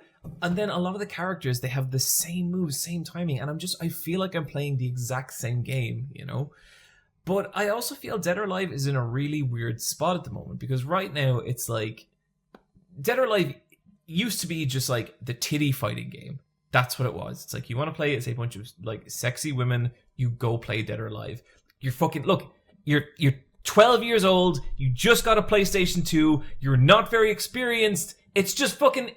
It's all you had, all right? And that was fine for back then. But then, damn it. But so, I feel like the problem with this game, though, is it doesn't know what it fucking is. Because it's like also trying to be like this kind of esports thing as well. And so they've scaled back on a lot of the costumes and stuff. And there's still costumes, and there's still like titty costumes for every character. They just kind of suck now. Like, they're bad, unimaginative titty costumes, you know? And I was really like, man, this kind of sucks. Like, what is this game? And honestly, if I want to play a 3D fighter, I'll play something that I think maybe is a little better than Dead or Alive. Like, I think Tekken plays infinitely better than Dead or Alive. Dead or Alive's faster. Dead or Alive, you know, its animations are cool. Its counter system's fun. It's not... I would enjoy its gameplay to the point that I think it could replace that. And it's weird because Namco themselves seem in a weird spot with this because they've said how they want the game to be like less sexual. Meanwhile, they're hiring like Gravore models to like, you know, be at their E3 stage show. And it's like, what the fuck is Dead or Alive now? Like, do you want it to be less sexual? Or like, I'll say if you want to go make your anime titty fighting game, go make it, fucking fine, whatever. But that's not really what they're doing here, but they're also not taking the other part of it seriously enough to matter either. Does that make sense? Am I sounding crazy? No, it sounds like you know exactly what you want and they're not giving it to you. I mean, yes. It sounds like there's a lot of good 3D fighters out there, and what makes this one the one you would play? I don't know anymore, and I used to. But yeah, I was really disappointed, and like I say this whenever I kind of have this criticism of 3D fighting games, but like, you know, if you want to see why a lot of people still see Street Fighter as the series, it's because Street Fighter 1, Street Fighter 2, Street Fighter 3, Street Fighter 4, Street Fighter 5, they're all completely different engines. They all work in completely different ways. They have their own systems. If you play Ryu in Street Fighter 5, he plays very differently to Ryu in Street Fighter 2. You know, and that's what I want from my fighting games. I want to see my characters, you know, these characters who I've loved for fucking ever. I want to see them reinvented. I want to see new things from them. I'm using the same Tina combo I've been using since Dead or Alive 2. So that's 20 years I've been using the same combo. And it's like, what am I doing here? You know? So not a day one purchase? I don't know if it's a purchase. How about a birthday present? No. How about if a fan gives it to you? Hell yeah. Send your copies of Dead or Alive 6 to... Email those physical copies to askletsfightaboss@gmail.com. Squeeze it into your computer. Just open up the Google slot and just cram it in there. Thanks, everybody. Neve, tell us about Resident Evil 2. I am on my second playthrough of Leon's run.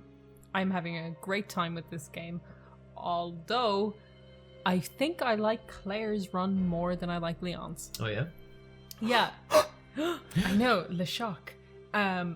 Claire's run to me did so much better with Mr. X. He's less telegraphed than Leon's. Leon kind of hints at him. He's kind of like in a cutscene beforehand. Claire's Mr. X encounter, he appears out of nowhere. And like there was something so game-changing about it. Like with Claire, I felt once I got comfortable with the zombies, the licker showed up. Once I got comfortable with the lickers, Mr. X showed up. And there was this constant progression of it mixing itself up every time I got comfortable. With Leon, I felt like it was like The dogs weren't as much of a challenge as the lickers, and they were kind of just of annoyance, and I was kind of just running past them. And then Mr. X was so telegraphed to the point that he nearly felt scripted, because then, like, what happens after you get away from Mr. X the first time is, like, Ada hits him with a car, which was cool. But he just felt less of a threat to me, and I don't know if that's because I'd played Claire and I had dealt with him before, but even going back and replaying Leon and replaying Claire, Claire's campaign feels like a tighter narrative to me, and it feels way more just considered. Like, I love Ada Wong, I've always been a big fan of hers, and I was really excited to play more of her in Leon's campaign, because you get a lot more Ada Wong time. Her sections are terrible. Like, absolutely terrible. She gets this hacker gun, which is like a barcode swiper, and it just takes all the tension out of it, because she's scanning walls looking for a box. You press R2, you're waiting for it to beep, then you go to a fan, and you're basically making a fan blade spin really fast till it explodes so she can cross into another section. And that's all you're doing. You do that again, you go into another part, you do your scanny thing, and it's just like, it grinds all the tension down. But then in the Claire campaign, you play as Sherry Birkin, who's a literal child. And I felt like I had more agency and power as a child, as Sherry trying to escape Chief Irons and running away from him, than I had as FBI agent Ada Wong with her hacker gun. And I felt like it was really a disappointing moment for me. And I find just Sherry's playthrough way more engaging than Ada's sections, which is kind of the knock I have against Leon's as well. There's also another thing about Leon's I'm not a fan of. If you played Resident Evil 2, you might remember the crocodile in the sewer. I think they waste that boss so much in this game playthrough. That sucks. I really like that crocodile a lot. I was really looking forward to the crocodile as well, because like I'd read a few pre-release things about how they wanted to kind of give things weight to make the unrealistic feel realistic. And the crocodile boss is it's not a QTE, it's like a Super Bunny Hop described it as a QuickTime event. Yeah, it feels like a QuickTime event without QuickTime button prompts. Yeah. Like, it feels like a boulder like rolling down and you have to dodge it, but it's a crocodile. Yeah. Do you know, that's one kind of criticism I'd have with the remake as well. I actually feel like it's interesting to say that thing about weight, like maybe they mean like physical weight, but I actually feel because of how they handle the cutscenes, in that like they don't really have like the FMVs of Resident Evil 2, I actually feel like it really robs some of those moments of their impact. Like I mentioned the liquor scene and how they took how there's no cutscene for a liquor now, that really bothered me. But the William Birkin scene as well, like that scene where he's fucking tearing apart that SWAT team, that is what I think of when I think of Resident Evil 2, and it's kind of disappointing it's not there. Still a great fucking game. But yeah, like I was fine with the liquor thing, because the liquor thing in the original is pretty iconic. You see the liquor watching you, and you have that kind of like you watching you kind of moment. The liquor in this, when it appears, and again, like it's better in Claire's, you feel safe. You look at yourself in a mirror, and like it bursts through the two-way mirror, and that had a lot of tension for me as well. that did not happen in Leon's one. Yeah, in Leon's one, it literally just comes scampering down a hall at you. Yeah, and that kind of sucks, because even like the first time you meet it with Claire, like it's on the top of a wall, you're walking down slowly, you're used to the zombies, and it lifts up a body up until the ceiling, and it's kind of like this, oh my god, what the fuck is that moment? And you run. And I don't know, like in the original Resident Evil 2, it's kind of canonical that you play Claire first, then Leon. The way they kind of have this positioned when you start the game is Leon's name is first, then Claire's is underneath it. I think it's a better campaign to play Claire A, Leon B. Right. I think it just flows better narratively. I think it's more enjoyable. I think the liquor appearance is better. I think Mr. X is better. And that was disappointing for me, because most people will start as Leon, because Leon is kind of the poster boy. You know, you get your figure of Leon in the box kind of thing. People kind of see Leon as the main character. And I think I've actually seen some statistics for the game where it's like people are beating the game as Leon, and then 29% are replaying the game as Claire.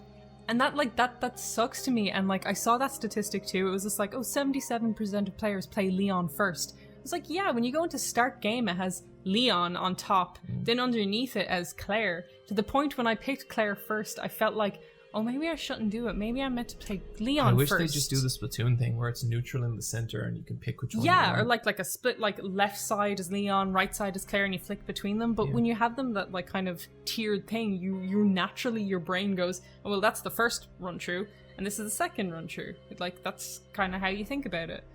And for me, I think Claire's story is way stronger than Leon's. I like Leon a lot as a character. I like Ada a lot as a character. Claire's playthrough is much stronger, and I also think she gets the better weapons. She gets like an acid gun and like a fire round gun. Leon gets the shotgun. It's a good shotgun, but I know doing fire grenade launcher is way It's a cooler. shotgun. Yeah.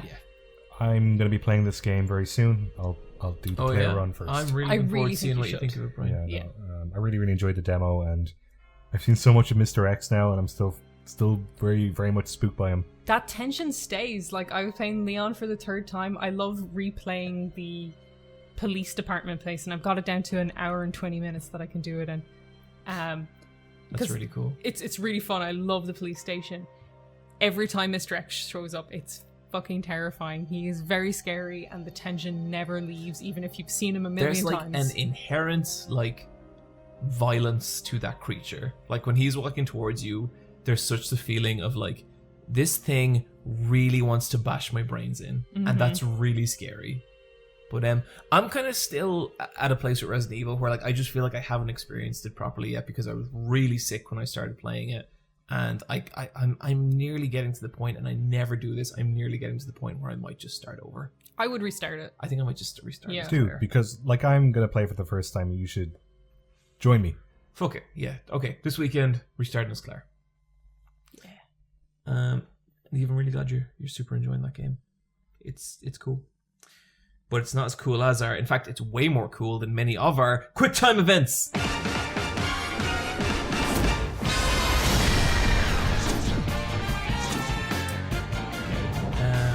There was a Nintendo Direct that we never got to talk about, but it was a really cool Direct, and there was a lot of cool stuff in it. It was one of my favorite directs they've ever done. Easily, much better than their E3 press conference. Yeah, way better than the majority of them for sure. Yeah. Mario Maker 2. I'm excited for this because I liked making a level in the last Mario Maker game. I thought it was really fun, and I guess I'm just a little more excited this time because I know if I make a level, people who listen to this podcast will play it, and that's good because I like to make really mean levels to ruin people's days. That's true, he's not a nice person. I'm not a nice person at all, and I guess I sleep a little more comfortable if I've hurt someone. He literally made a level for a party he threw where everyone was upset. It ruined the party, and I slept like a fucking baby that night.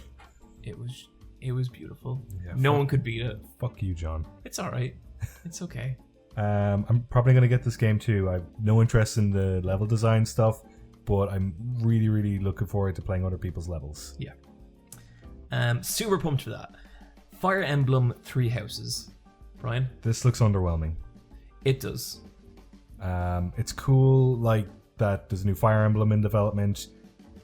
They're the only kind of two recent console Fire Emblem games are the Radiance ones on the GameCube and the Wii, and they're super hard to get because they came out at the end of the life cycle of both of those consoles. They're pretty rare, aren't they? I think they have Ike in them, or well, at least one of them has Ike in them. I've seen clips of the gameplay, and it is just like a Fire Emblem game, but instead of sprites, it's 3D models, and they look. It's weird to me. But and they look fine. They look serviceable, whatever. But like, I guess this is the first one where it's a console and a handheld Fire Emblem game. Yeah. So it has to look like a step up from Awakening and the Fates games.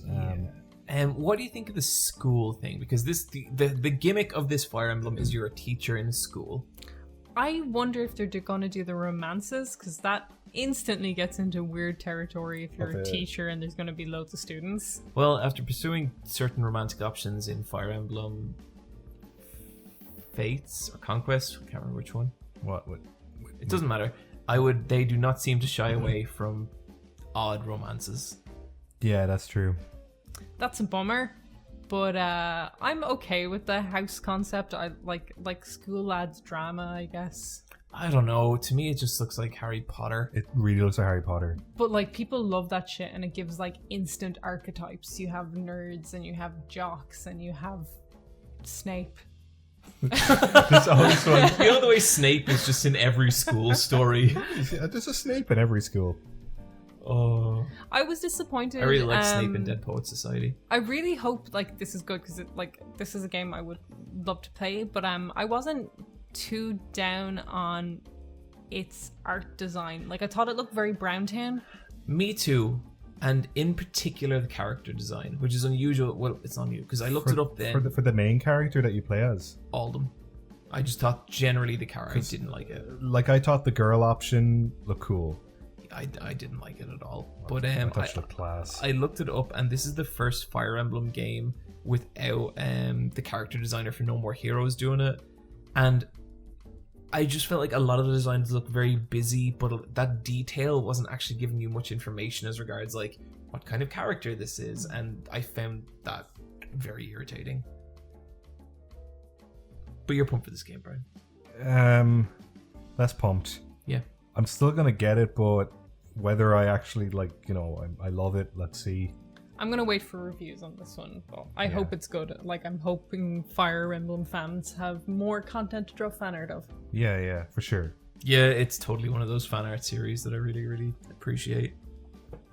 So then, next on the docket, I think we had the highlight of this Nintendo Direct for all of us: Astral Chain. A new game made by Platinum. Fuck yeah! Oh man, this looks good. Yeah. This looks so cool. It opens with like two cops, and they have like a chain that's a weapon, that's a dog that they can ride on. Yeah.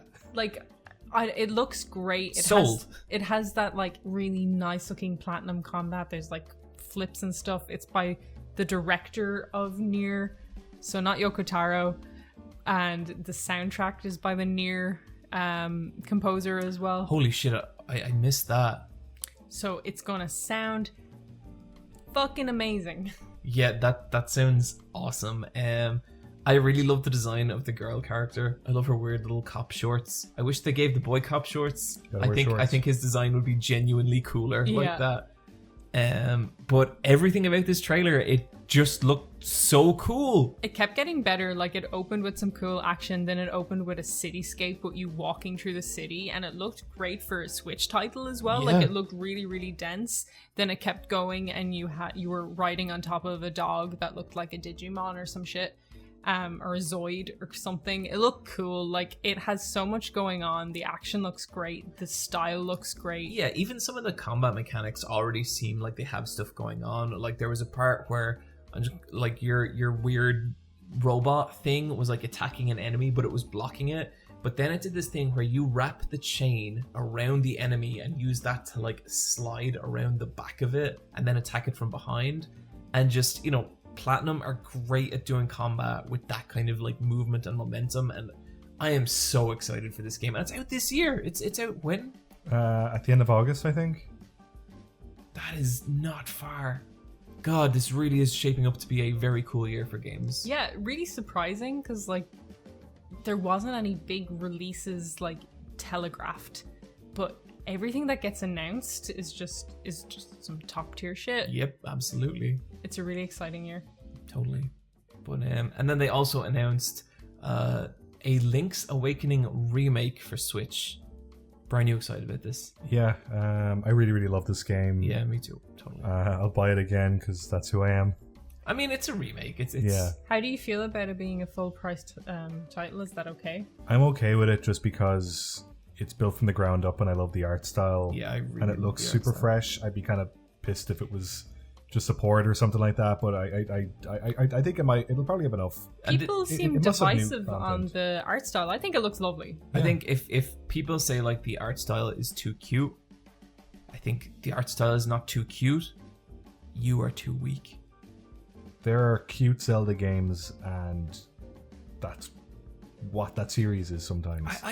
Zelda isn't meant to be like this hardcore series, you know. I think When it looks like Twilight Princess, it doesn't look good. I think the art design of Twilight Princess is the most boring the series has had for a long time. There's some cool stuff. Midna was a really cool design. The Wolf Link was interesting. Some of the NPCs look good, but overall, that game was so brown, you know. Yeah. And I think like the stuff they did with the tilt shift and everything, like I think it looks beautiful. They look like little miniature toys when you're playing with them in a garden. Yeah. It looks so cute. Yeah, I cannot wait for it. It's got those little dot eyes.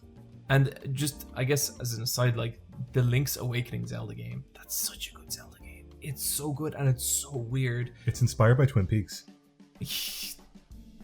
Really? It's a really weird Zelda game. Because Twin Peaks is super popular in Japan, and in the early 90s the dev team were still high on Twin Peaks, and they were like, let's make it about a small town full of weird folk. And they were like, how's it a small town? They were like, okay, so like it's like an island with a small town. Do you know, I think if you took every video game that's been inspired by Twin Peaks, like that would be my favorite genre of video game. Yeah. Because like you got your Silent Hills, you got your Deadly Premonition, you got Link's Awakening, you got Majora's Mask a little bit. Yeah, you do, yeah.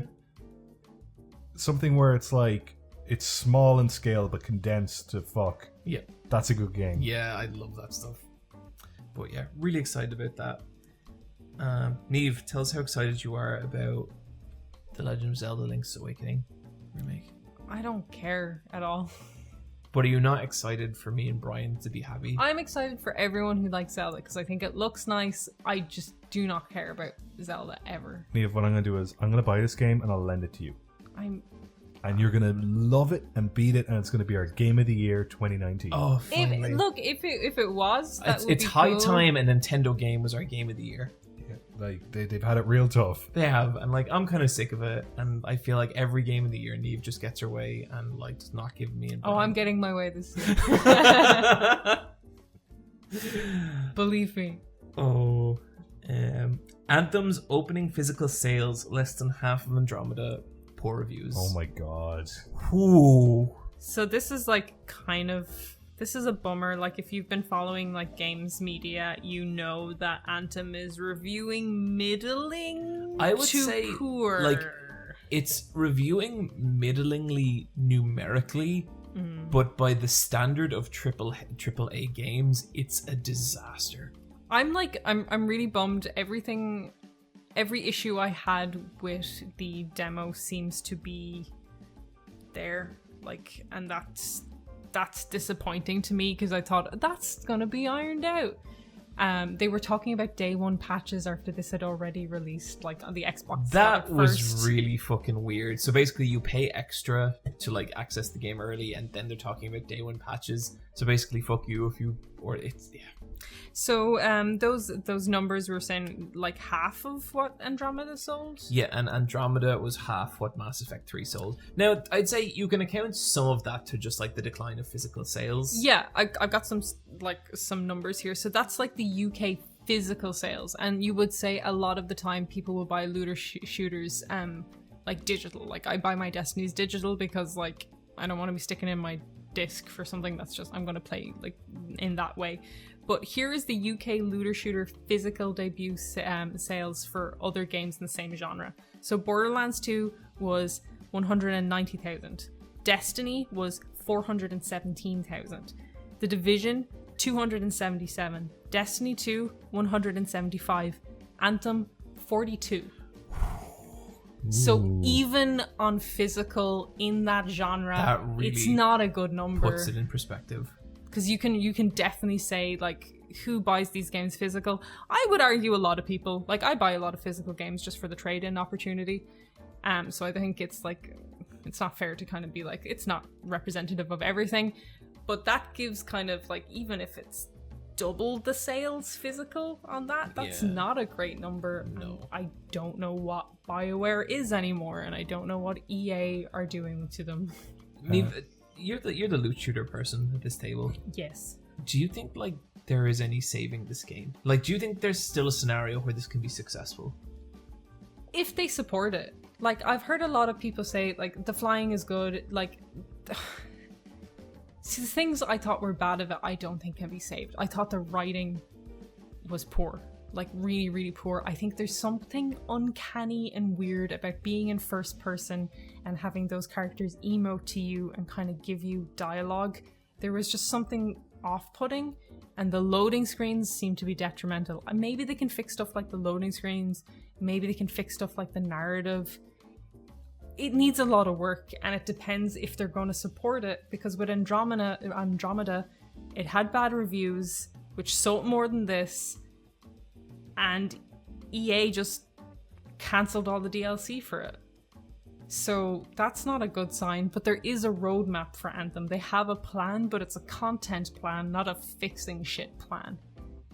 So I don't know. And like, even from a loot shooter kind of aspect, there's crazy things like if you pick up a new gun, you can't equip it out in the field. You have to go back into the forge and equip it through all these loading screens, then go back. And if you go back out after all those loading screens and you play with that gun and you don't enjoy it, you have to go all the way back in again, switch it out. Fuck that. And if that's a loot game, you want to try out your loot. That's the point of it. You know, you want to try your new gun and be like, okay, yeah, I'll invest in this or not. So I don't know. Like, it's such a question mark. I don't know why this is the way it is, and I don't know if they will fix it. I hope they do. It sounds like a loot shooter made by people who don't enjoy loot shooters. BioWare and a loot shooter, like, I don't know. But when you say that, it's like, that just seems like the kind of thing where someone who is really into those games would be like, you cannot do that. Because that's not a technical failing, that's a design thing, you know? Yeah, like with Destiny, you had the makers of Halo, who made like some of the most successful multiplayer shooting games. Then you have BioWare, who makes some of the successful role-playing narrative games going to that field. And then like it also brings up the question of, well, what is BioWare at this point? They've had so many major staff leave, you know. What year did Mass Effect Andromeda come out? Was that spring 2017? I think so, maybe. So like 2 years ago. Then this is so, like, what do they make in 2 years' time? Oh, there's a huge question over whether BioWare will be around in 2 years' time. Yeah. Like, EA especially have it is a meme at this point of EA buying out a studio, ruining it, and putting it down. Like, and it's been a meme for years, you know. I remember seeing like the fucking rage comics about EA buying like BioWare and what that would mean for the studio, and I think I hope they survive. Me BioWare too. have such a pedigree, and they make such a legacy studio, and they've done such amazing stuff well before like Dragon Age, you know. And it sucks, and I hope. As a BioWare fan, I'm bummed. I feel like other BioWare fans are as well. I hope in some way they can survive this. Just make Knights of the Old Republic 3. Just make it. But the problem is like the people who would be making Knights of the Republic 3 aren't even the same people who made Knights of the Republic 2 at this point. It sucks. Another kind of bummer of a story, and this has kind of been everywhere, but we did just want to touch on it a little bit. Activision BioWare layoff, or BioWare layoffs? No, Activision Blizzard layoffs. Oh, it says BioWare here. Sorry. So, Activision laid off, was it 800 people? 8% of their staff, 8%. Which is almost 800 people, I think. Yeah.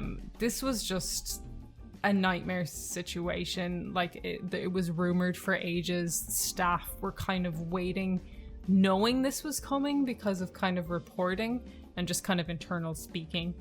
They had an earnings call where they talked about having the best like revenue in 2018, but it wasn't exactly what they planned for. So in the same earnings call, they cut 8% of their staff, 800 people, and it's just devastating. It's just terrifying. And in the last few days, ArenaNet, who make Guild Wars, laid off some of their staff. Before this, it was BuzzFeed that laid off a lot of staff, and Vice. It's, if you're in the media kind of section and content creation right now, it is a really kind of scary time to be on contract work, because you don't have unions and you seemingly will be let go at a drop of the hat because you were a number in a spreadsheet. Yeah, and this is it's kind of just capitalism at its most. Just brutal and cruel. Like the idea that a company can have the biggest earnings it's ever had, but it doesn't hit some fantastical figure that is created by the company itself. Like this isn't an external thing that the company had to hit, and it's just like, well, now we're just gonna, you know, pretty much destroy 800 people. Like it's, and like I know it's not the end for those 800 people. Like I know that I'm sure they're very talented people who will move on to other things, but Jesus Christ, it's dystopian. It really is, and like we were saying before, like there was a signing on bonus for the new financial manager of like 15 million on top of a 900,000 yearly salary, and like that is just fucking crazy money when 800 people's lives are like in a lot of ways probably like just in tatters right now. Like you've like sick family members, you've rent, you've just fucking life, and then this just kind of happens out of the blue like this, and it's really scary, and it's really really really sad. And like the argument to that is like, well, that's just, you know, how much it costs to get someone to whoa, Just a small ghost. just a small ghost. We can keep going. You think we can take him? That was me hitting him. Like that's just how much it costs to bring in someone with that level of experience, or like to keep someone on with that level of experience. And it's like, yeah, but these guys have not been doing their job. They failed their Like earnings. the specific failing here as well, what a lot of people are speculating is that Activision don't have a next thing, which is actually crazy, because like Activision for the longest time, what was it, Tony Hawk's, Guitar Hero, Call of Duty, they were every trend, and now they don't have one, and it sucks. Like hearts go out to anyone who kind of suffered from that, because it's so unfair and it's so just ridiculous. Yeah, it's a real bummer. Okay, we're gonna round out our trio of real bummer news. Devotion review bombed and removed from Steam. Is this the game you've been playing? This is the game that I raved about earlier in this podcast.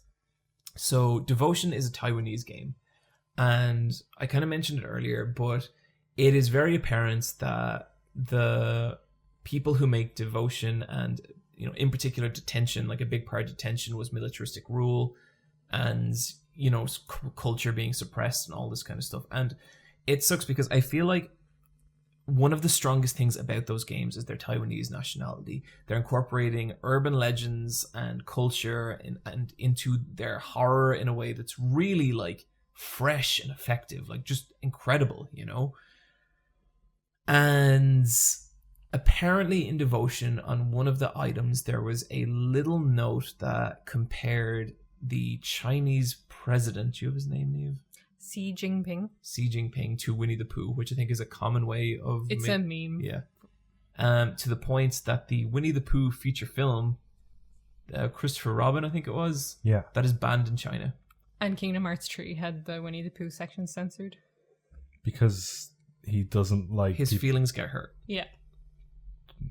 Fuck's sake. Now look, I am absolutely no kind of expert in China-Taiwanese relationships. I know, but the idea that an infraction that minor has resulted in what's starting to feel like the complete destruction of Red Candle Games, Like, it's a very complicated issue. it is, and it's like there is a lot of it I don't feel especially equipped to talk about, like in regards, like, you know, the situation between China and Taiwan. But Jesus Christ, like, it breaks my heart that this game is so fucking good, and right now you can't play it. Like, if you haven't, There's nowhere to buy it. Like, you there's can't literally buy it. nowhere. Yeah, and it's just, so what's that's going to lead to is people are going to start pirating this game, because the game blew the fuck up on Twitch. It got a lot of coverage very quickly, and now there's no legal option, and it's that kind of stuff that fuels piracy. And I think it's just, it is awful. It's really, really bad. And, you know, I feel super bad for Red Candle Games. Like, regardless of whatever you think of the note left in, you know, this seemed to be the actions of one person it wasn't, the core message of the game or anything. But And even if it was, games are allowed to be political. exactly, and like Detention was political. Mhm. Detention was deeply, deeply political, and like this game, Devotion, is less so, but I still think it has a lot to say about like societal pressures and Yeah. conforming and It's all this kind of by stuff. a Taiwanese developer. And like the game is also like it has some shit to say about religion. This is a statement posted to Steam by Red Candle themselves about the reason they pulled the game, and whether this is true or if there's other reasons, who knows. But this is what Red Candle themselves have to say about it. Due to technical issues that caused unexpected crashes and among other reasons, we are pulling Devotion off from Steam Store to have another complete QA check. At the same time, we'd like to take this opportunity to ease the heightened pressure in our community resulted from our previous art material incident. Our team would also review our game material once again, making sure no other unintended materials was inserted in. Hopefully this will help all audience to focus on the game itself again upon its return. Well, I hope that return is soon. Yeah, me too. It's such a great game. Like, I really can't sing its praises enough, and it breaks my heart to see this happen to it. I mean, hopefully the only good thing can come from this, because they are really suffering on their Chinese front. Like, I don't know how many people will buy it there, but like people know the game exists. Yeah. I hope more people. Like, hear I'm of it. hungry to play this game, and hopefully a lot more people know about its existence, and when it comes back, they will buy the game. Yeah. Okay. THQ Nordic 8chan. Neve, why don't you tell us about this? So this happened today.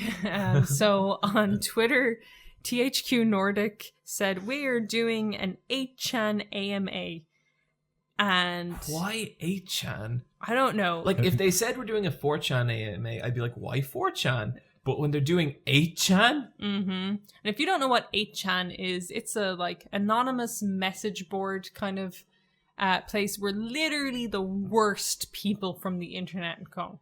Like, it is like the people that 4chan don't want. Like, the fucking worst. That's a specific crowd. So they put up this like announcement for their AMA. They were like, we're doing an 8chan AMA and we've no idea why. Come join us. And like, wow, that was prophetic. yeah, we've no idea why. They knew kind of exactly what they were doing. This tweet got ratioed hard, and people are like, what the fuck are you doing? Like, that's What's gonna ratioed, Neve? Ratioed means when you have more like comments, like written typed comments, than likes or retweets. And that usually only happens when you've said something fucking dumb. So people are replying to you, telling you you've done something fucking dumb instead of liking or retweeting. So that's when you've been ratioed. So it got ratioed hard, and if you click on it, because I just clicked on it just to see what the AMA was, there was Hitler memes, there was fucking the worst type of anime porn you've ever fucking seen in your life. It was just disgusting. Like, clicking on it was alarming in a way that I was just like, I can't believe they still have this link up. What do THQ Nordic do? The latest thing they've done was Darksiders 3. Yep. Oh yeah. Okay. That game sure came and went. And are they on this website to promote it? Or ask people their opinion They were on just doing AMA. My like, guess what they is some like public representative must hang around 8chan, and at some point got it into his head that it'd be fun to do an AMA on, and it'd be a little wild, and someone would be like, here's my lewd fan art of one of your characters. This was That's not how things went. This was the tweet like directly afterwards. The opportunity was here and we took it. We got approached in a very friendly and polite manner and were assured, said person, shout out to Mark, will take care of all the nasty stuff. So here we are. So people have been using like shout out to Mark as a meme now for just doing something fucking stupid. Oh, that's real good. Less than 2 hours the apology came. Wow, So that's here's a quick the turnaround. Yeah, so here's the apology. I personally agreed to this AMA without doing any proper due diligence to understand the history and controversy of the site. I do not condone child pornography, white supremacy, or racism in any shape or form. Imagine fucking up so bad that that's the statement you have to put out. This is like THQ Nordic. They have like 76,000 followers on Twitter having to say they don't condone child porn and white supremacy on their Twitter. This is fucking insane. Have we ever made that clear on this podcast? I don't. I Do we don't need think to? we need to. I'm really hoping we don't need to. I am Sounds like a couple terribly of white sorry. supremacists over here. I'm terribly sorry for the short-sightedness of my and exclamation mark decision, and promise to be far more vigorous in my assessment of these activities in the future. This was not about being edgy. This blew up and I very much regret to have done it in the first place. Philip Brock, PR and Marketing Director. I think we got ourselves a shit show. Yeah. Wow. What the fuck? Oh boy. Whoa. It was shut down pretty quickly. The ire and the vigor was there pretty quick. But 8chan played their part. There was maybe 8chan one or two genuine questions peppered in there about remasters, and everything else was literally honestly, garbage. I don't blame 8chan. No. I mean, that's just what did you think? Yeah, of course that happens. I'm not man, those 8chaners should have been better. They know what they are. They know why they're there. Literally, when you clicked on it, the homepage had a banner that was a link to their most popular thread right now, and it was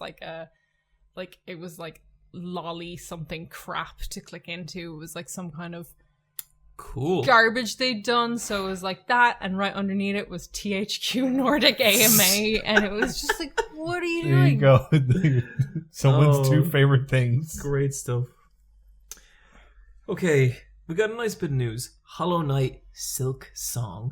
Yeah. This looks so cool. This was meant as an expansion pack for Hollow Knight and is now just full-blown sequel. They teased it before Valentine's Day and they said we got because they did a bunch of DLC expansion packs over the last year, and this is kind of their last one, and they were like, "Okay, we've got something special for the last one," and they announced it, but it's its own game where you play as Hornesh instead of the little knight, and it looks fucking awesome. Yeah, it looks really, really good.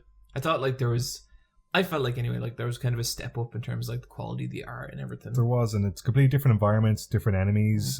She plays completely different as well. Her hitboxes way bigger because the knight himself is tiny, but she's going to play very differently, and the enemies seem to kind of reflect that as well. Yeah, it really looks like they're playing it smartly in Team Cherry, where they have assets. They can't make a new game from scratch, but it's a new game. Yeah. Just in the same How many universe. people are in Team Cherry?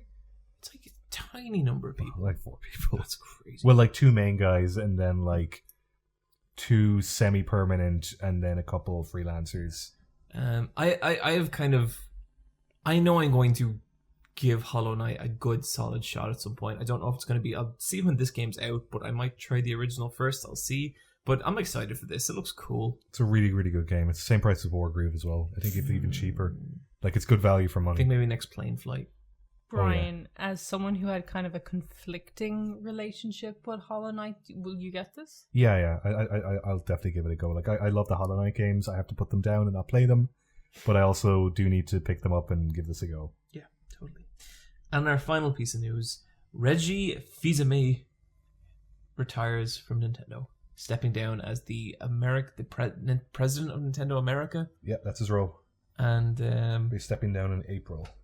There's that joke headline going around that really says it all, where it's game development community shocked to see man step down from presidency on his own power, not kicked out, no controversies, just he's leaving on good terms. Yep. He wants to spend more time with his family, and he had a great time at Nintendo. His statement was lovely. I love Reggie. A giant, charming man. He had I felt Reggie was a little bit like Mr. X, where he had that feeling that he could murder you, and there was even maybe a latent desire there, but he never would because he was such a nice man. He's a gentle giant. Yeah. I like how he kind of would jump in front of stuff. Sometimes he would be coy and he wouldn't answer stuff directly. But if you got called out on it at a later press conference when stuff was announced, he'd be like, well, I couldn't say anything then because that's how games are made. But he wouldn't bullshit as soon as he got caught out in something. He would answer it directly. Yeah.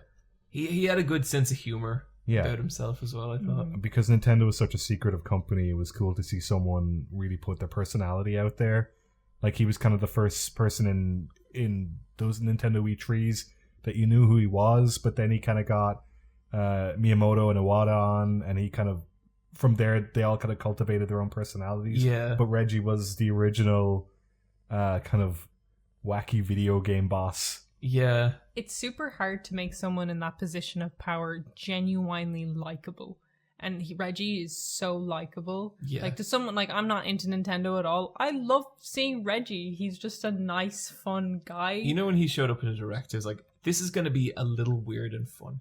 Mhm. Yeah, he's gonna do something cool with his hands, or he's gonna say something that in 5 years' time people are just gonna quote. Like, you know, he's got the "My Body Is Ready," but then he's got the Animal Crossing on New Leaf on 3DS thing that is going around as well now. Have you guys ever heard the Beastcast where Vinny Caravella does like a 10-minute impression of Reggie? No. I'll loot drop it this episode. It is one of the funniest things I've ever heard. I do like the way because he's got this weird slow rhythm, but all his pauses are so like pointed. Welcome to this Nintendo Direct. Like, it's such a odd, but like there's a rhythm to it, and yeah, super cool guy. Especially, you know, when you're kind of looking at some of these other headlines and just seeing like CEOs and presidents being just the fucking worst. Like, you don't give a shit. It's just like, goodbye. Like, you know, and like with Reggie, it's like, I will miss him in the landscape of video games. Yeah, but you know, super happy he's getting to do his own thing. He did a lot of good stuff. Yeah, he did. He will enjoy his millions with his family. He's being the role's been taken over by a dude called Doug Bowser. And Reggie mentioned some in it, and he's like, yes, his surname is Bowser. Like, and then they should play into that. Oh, they are. So apparently there's a video clip of Bowser at some point, and like I think he was a small part of a Nintendo Direct, and he had Mario and Luigi plushes tied up in the background. He gets it. Yeah. Fuck yeah. Let's see what happens next to Nintendo. Yeah. They've been doing all right. Yeah, I'll like say. The past 3 years, they've had a big reshuffle at the top of management between having 2 new CEOs in the last like 3 years since Iwata passed away. They had a temporary one. Now they have a permanent one. And then a lot of the senior staff have stepped down from full-time developing video games to being more in a ceremonial position. Which is good, because I think the sense I always get from Nintendo is there is a lot of really talented youth there. Yeah. And I am happy to see them getting more pushed. Yeah, for sure. Anyway. Guys, what's so we take some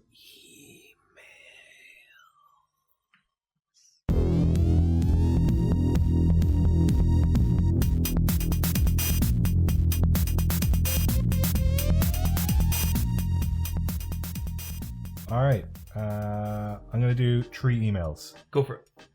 Our email address is askletsfightaboss@gmail.com. That's askletsfightaboss@gmail.com.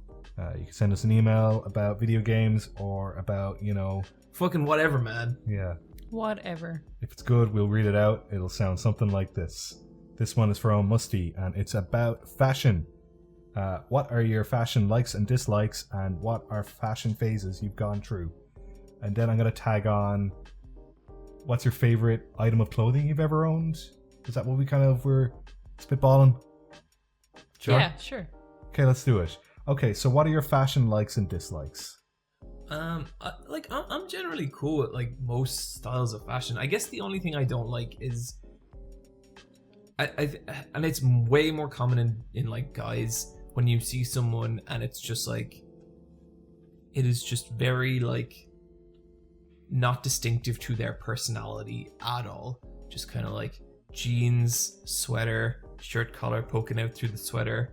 And that's when I get a bit like, oh dude, come on. I remember as a kid going to a birthday party, and there was a bunch of dads at the birthday party, and they were all wearing the same outfit but just a different color palette. Yep.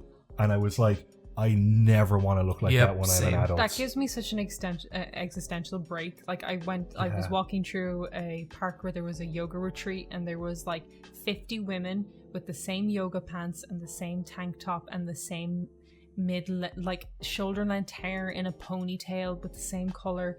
And like I was like, you can get fun fucking yoga clothes, you can get fun sports clothes, but they didn't want it. They all looked the same, and it drove me insane. Last time I went to a high school reunion, everyone in my class was wearing the outfit I just described, and it freaked me the fuck out. Yeah, I think if you dress in a predictable manner, it's a big no from us. But like, you can wear a cool shirt, just get a nicer shirt. If you want to wear, if you want to dress like kind of preppy and like office casual, there's a million ways to do that cool.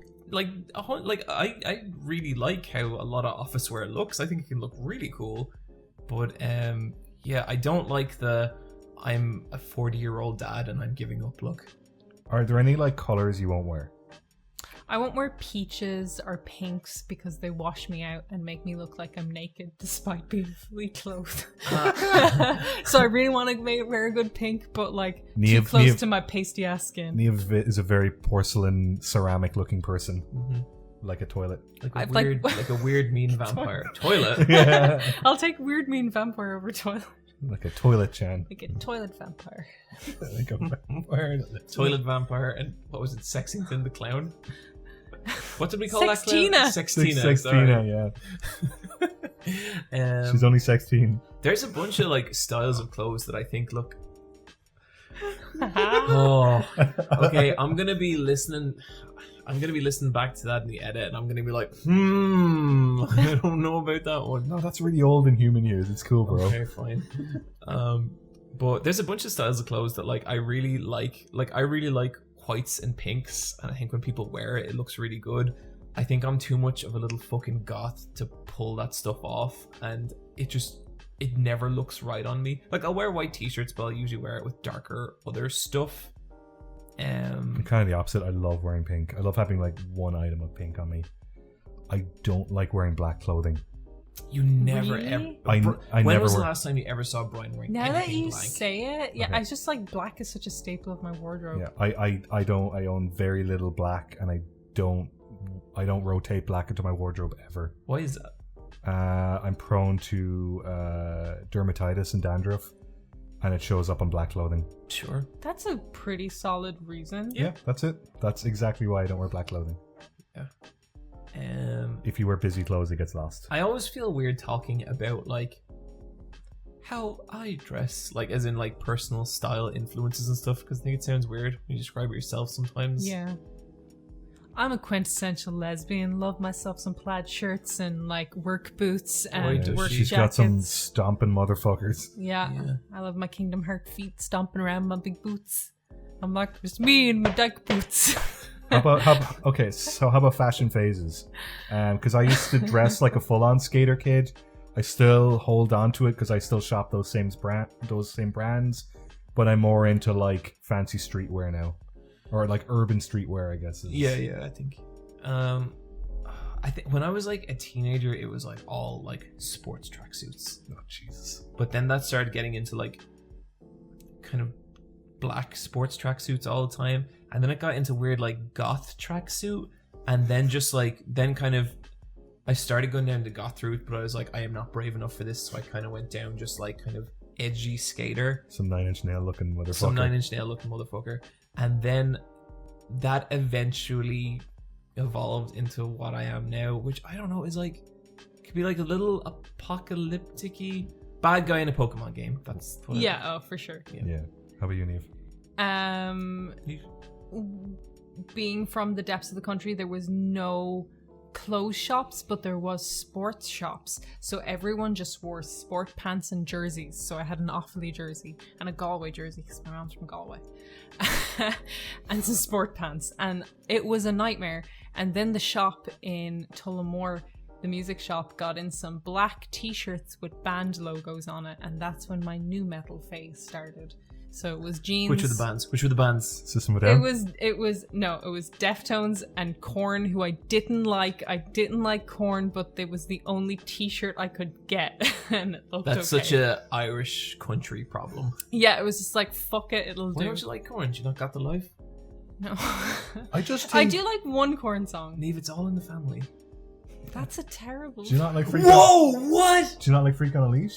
Yeah, freak animation's fine. That's I such just a like I'm cool just song. not that into corn. I'm just not into them. Do you not like when John Davis breaks out the bagpipes and really fucking hits? No, he's bad at them. Really just fucking wails. Yeah. Yeah, wailing on bagpipes. The And John sound I wanna Davis hear. is like 50 years old now, and he's still talking about how it's hard to be a teenager. Like he's onto something. You know his like mic stand of a woman that he had made? By H.R. Giger. Yeah. Fucking hate that. Always reminds me of the Game Awards trophy. Yeah.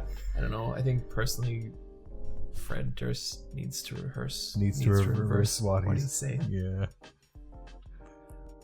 It's the greatest rap battle in history. Yeah, it is. It's really not. So onto the new metal stage. Kind of looked like Avril Lavigne a little. Had very center split, long hair. Were you in college at this point? No, I had short hair in college. I'd cut my hair. Yeah, she looked like just like She just looked like a fucking RPG side She character. looked like You looked Kingdom great. Yeah. no, she looked like a Final Fantasy 15 character in college. It was, yeah, I had very She looked like Noctis. emo hair at that I stage. thought it was cool. Thanks. Yeah, I was like, whoa. And now I'm just full old tired lesbian. Mm-hmm. I look like I can build a house, and I could probably build some of it. Yeah, like you could build a step. Do you guys ever have like a piece of clothing that you really love, but it's kind of like it's too much? Like it fits so well in with your aesthetic, but it's like a little problematic. Oh my god, what have you? My kill hat.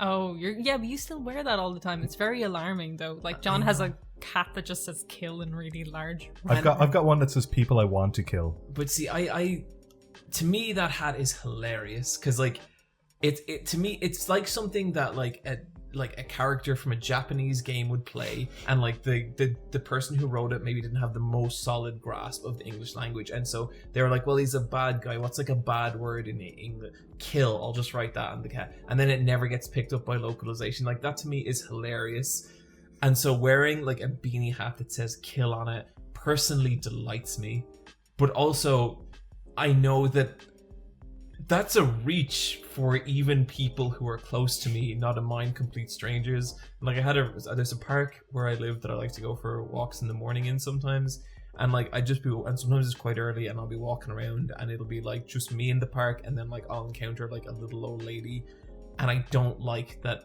I'm prominently wearing a piece of clothing that says "kill" because I don't want her to think I'm going to murder her. That poor old lady. Fair.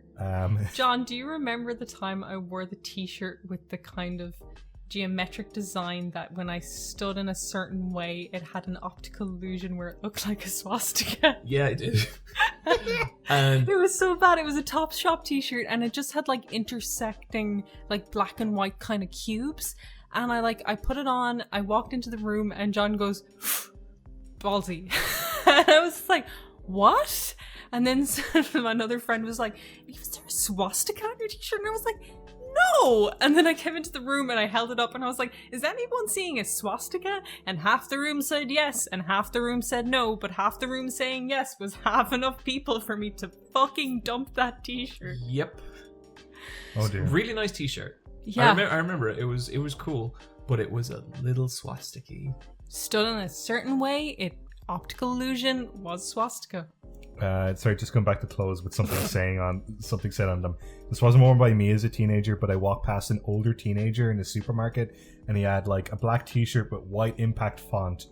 Fuck off, just written up. And he was walking around the supermarket, real fucking proud of himself, like he had somewhere to go. And I was like, that guy's going places. Oh, I bet he is. His mom is so mad at him. She's like, Oh, don't yeah. wear that t-shirt, don't wear it. Fuck off. Yeah. My favorite item of clothing ever was a pair of shorts that had the Wu-Tang Clan logo on it, and I wore those shorts from the ages of 12 to 23 until they finally fell apart. That's too long to own one pair of clothes. If I could wear them remember to the them, age of yeah. 24, I would have. The Wu-Tang Clan ain't nothing to fuck with. I had a pair of Converse weapons that I just absolutely fucking loved. I bought them in New York when I was there.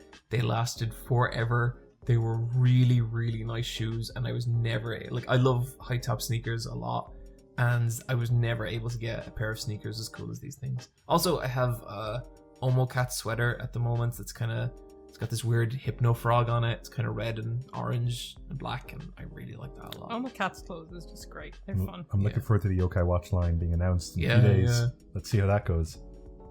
Do you have any favorite item of clothing? I have a denim jacket I really like, and I have the Capsule Corp Dragon Ball Oh, yeah, patch yeah, on yeah. it. Yeah, and that's I really really like cool. that. That's brilliant. So, Yeah, that's it. Thank you, Musty. That was a great email. Okay, now for another great email. This is from RJ. What are some of your favorite level up systems across all games, not just RPGs?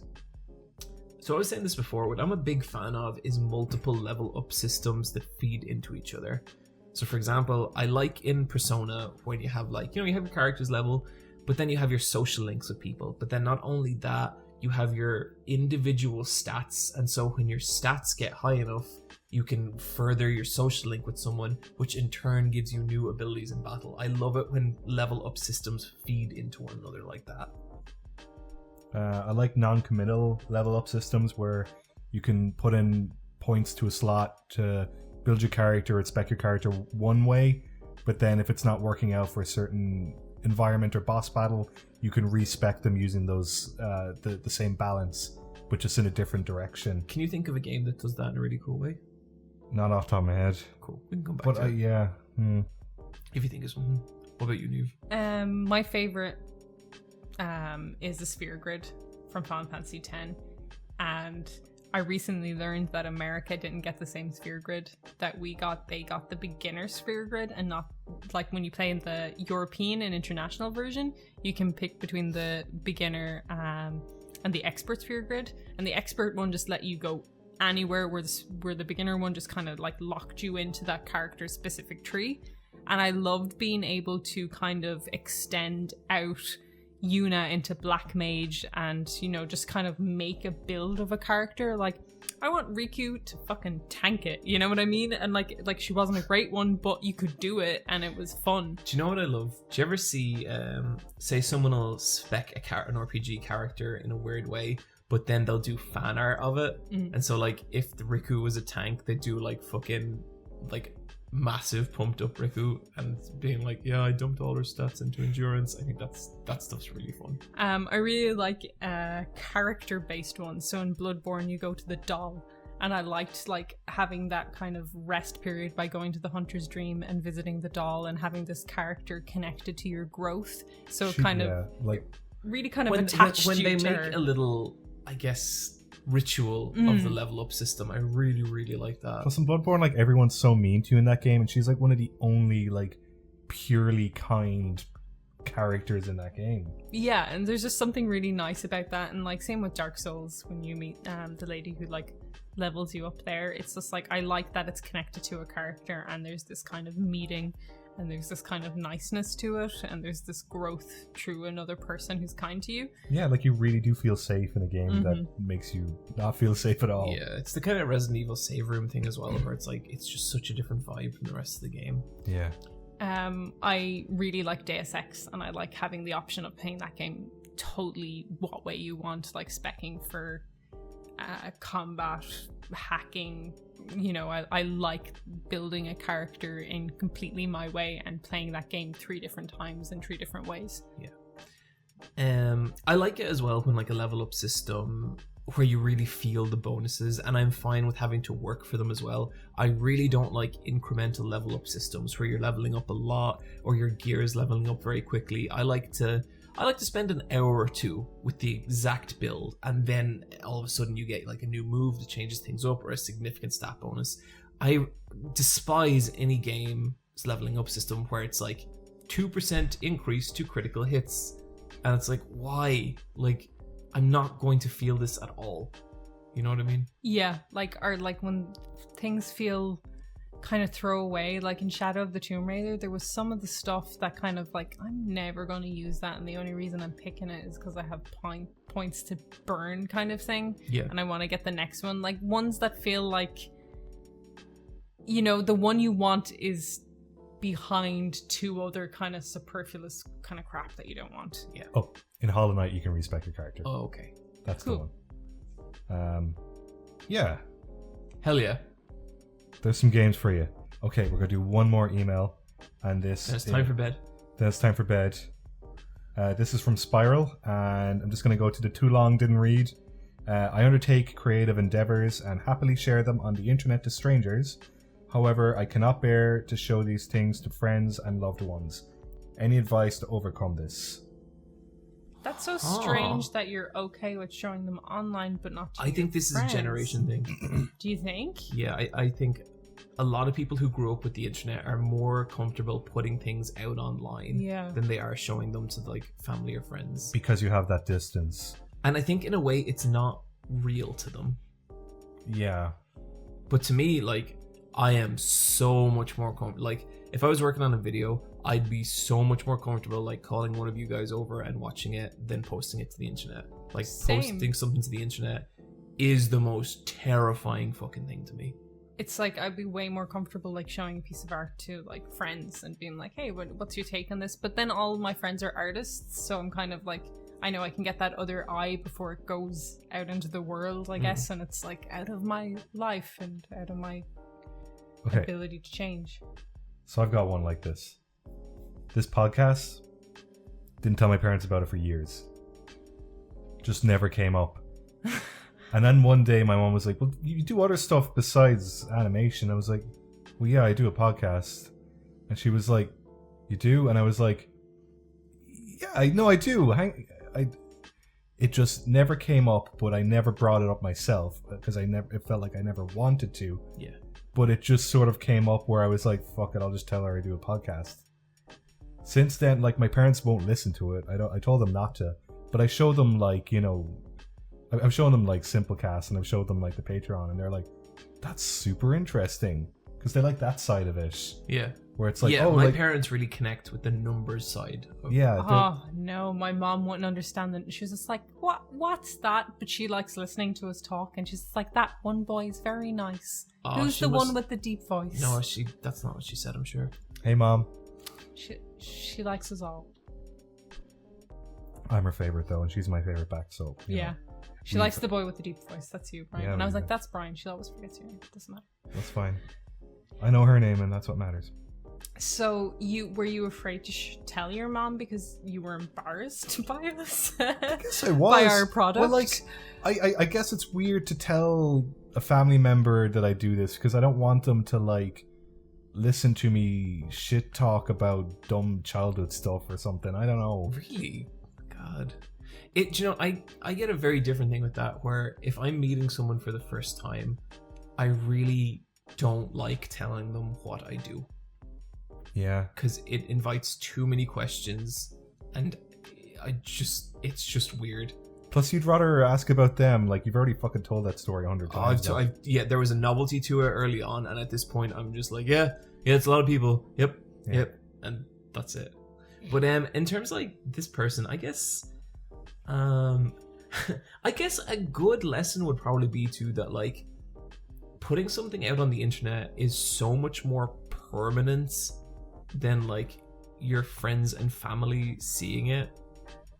And it's difficult because, like, maybe there's a good reason they don't want to show their friends and family. Like, maybe they don't want to be kind of judged. And, like, I've definitely shown art stuff to people who aren't art people before, and they've reacted in ways that really kind of upset me. And that can be really hard to handle as well. So maybe, you know, true. if you don't feel safe showing something to someone, you don't have to. Yeah. Maybe that's alright as well. Yeah, like for me, it only came up because I responded to it loosely and nonchalantly. Yeah. And that kind of felt comfortable to me to tell a family member about it. So maybe that's how it's just going to be for you as well, in a similar way, that it just comes up as a no biggie and it doesn't feel like a biggie all of a sudden then. Yeah.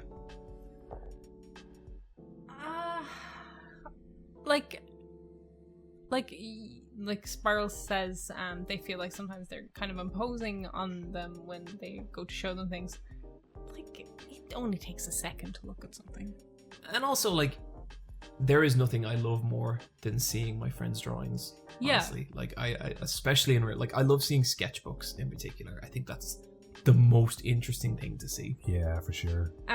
Yeah, totally. Same. I love seeing your friend's sketchbook. I think you've nothing to lose. I think maybe pick the people who you think will respond especially best if to you it. have friends who draw and, like, friends who, you know, keep their own stuff. That can be a really valuable experience sharing that stuff with them. And like sometimes putting stuff out on the internet, you'll get feedback-ish, but having an honest eye who can be like, I really like this, but this, and it comes from a place of genuine love and like they're your friend, that can be so much more helpful than just kind of someone being a dick, online. I just do it. Like, honestly, do it. Like, do it. Life is too short. Yeah, pick someone you trust, pick someone who you think will get it.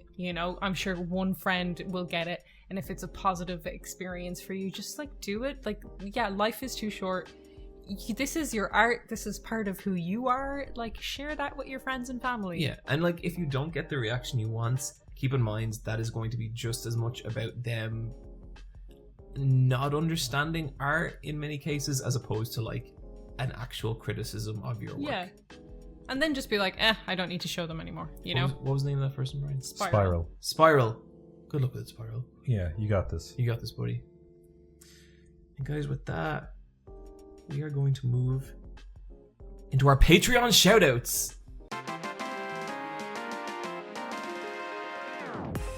That's right. If you didn't know, we have a Patreon. It's patreon.com/LFAB. It's patreon.com/LFAB. I don't want to put words in people's mouths, but a lot of the people who have subscribed to their Patreon said that their quality of life improved dramatically. They're happier people after becoming part of it. And I don't know. I am personally not a patron of the podcast because I'm not really a fan. But that's the scuttlebutt. That's the word on the ground. So, word on the street is that it's an incredible decision that will change your life forever. Anyway, we have a $3 tier, and that gets you into the Discord. We have a shout out section, and you can get us to say whatever you want. Yeah, and I'm just going to say, people who are already a member, get your shoutouts in there. We'll say most fucking things. If you want to say happy birthday to a friend, if you want us to shout out your dog, like, literally anything. I'm going to drop some secret tech. You can even request the boss cast member you want to say it. Yeah. If you just want me to say string of numbers so you can laugh at my accent, I'll do it. She will. She does it sometimes. It's hilarious. If you want me to say I like a game that I don't like, I'll have to say it. Yep. The first one we got is from Mad. Small D at the end. Welcome to the Let's Fight a Buncast, everyone. Alright, this one is from Ian Oblivion. What a fucking cool name. Of Let's Fight a Boss, 2 queens and a man shall make all opinions known. Beautiful. This is from Lebecchio. Gonna say I'm saying that right? Lebezio. Let's Fight a Boss. Irish background noise delivered straight to your ear. Fair. Fuck yeah. Fair. So that's Thank you for supporting us on Patreon. It's great. Completely blown away that Patreon took off like it did, but we have some fucking cool fans. Oh yeah, just while we were talking to everyone out there, just about the outro song. Oh yeah. And the feedback we're getting from it. We've gotten loads of submissions. They're all amazing. Thank you so much. It has gotten to the point where we need to arrange a large Excel spreadsheet. Yeah. So we are absolutely going through them all, and we got some discussions to have, but the response has been really overwhelming, and there's been some amazing shit in there. So thank you so much, guys. Guys, let's say we do a loot drop. Okay, I got 2 loot drops, and the first is a 2-part video series called The Tragedy of Tom Hewlett, Who Ruined Silent Hill. And this is a really good series with a really strong message, and what it is basically, Neve, we actually talked about this in the early days of our friendship. We had some Facebook conversations about it. About what? Tom Hewlett. Really? About the Silent Hill remake from 2 and 3. Yeah. For the 360 and PS3. And basically, Tom Hewlett is this person who's been really loathed online by a lot of people, having kind of been blamed for ruining Silent Hill series roughly after Silent Hill 4. And this series basically goes through all the facts and all the solid information, including like interviews with kind of localization people from Team Silence and all this kind of stuff. And it basically debunks the idea that Tom Hewlett ruined this series, because this guy was really demonized in kind of conversations surrounding this game. And like, I'll put my hands up in the air, I was absolutely one of those people. I wasn't like online shit talking him, but I really was like, this fucking guy thinks he likes Silent Hill. And in a broader sense, what the series is about you can't demonize one person for a project falling apart, especially if you don't have insider information onto what actually happened. And it's really good. And like, it's just scapegoating. Yeah, I'm saying that as someone who is guilty of that in past videos. Like, videos I made in my first year, absolutely fucking did that, and I really regret it. And it was a very like I'm talking about the first Berserk video I ever did, if anyone's curious, but that kind of stuff was really, it was ill-researched, and it was lazy, and it was looking to scapegoat on a problem that is not simple. And this series really hit home with me in that way. And I think part of this, the scary part about the internet is it gives us access to anyone, and the kind of capacity for people to hate and be rageful against people is frightening. And this was one of the earliest instances of that happening. And I think it's really cool that these guys, I think one of them is Movie Bob. Oh yeah, or maybe Bob's Films, or I don't know. Movie Bob. It's someone we've talked about before. But it was a really insightful series and very, very well done. And I think it's really cool to see kind of like, I guess, the kind of truth come out. So I'd recommend that. And then the second one is just more fun. It's Vinnie Caravella doing impressions of Reggie Fils-Aime, and it's absolutely hilarious. I listen to this every couple of months whenever I need to pick me up. Niamh, what do you got? Mine's a bit more somber. Mine is Pop Culture Detective: Sexual Assault of Men Played for Laughs.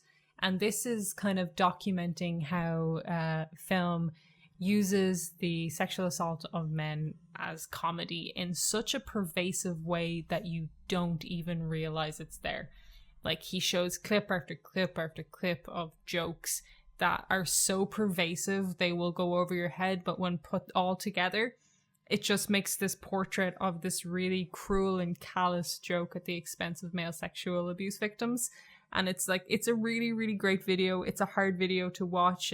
Trigger warning if this stuff like is upsetting to you and if you're the victim of these kind of situations.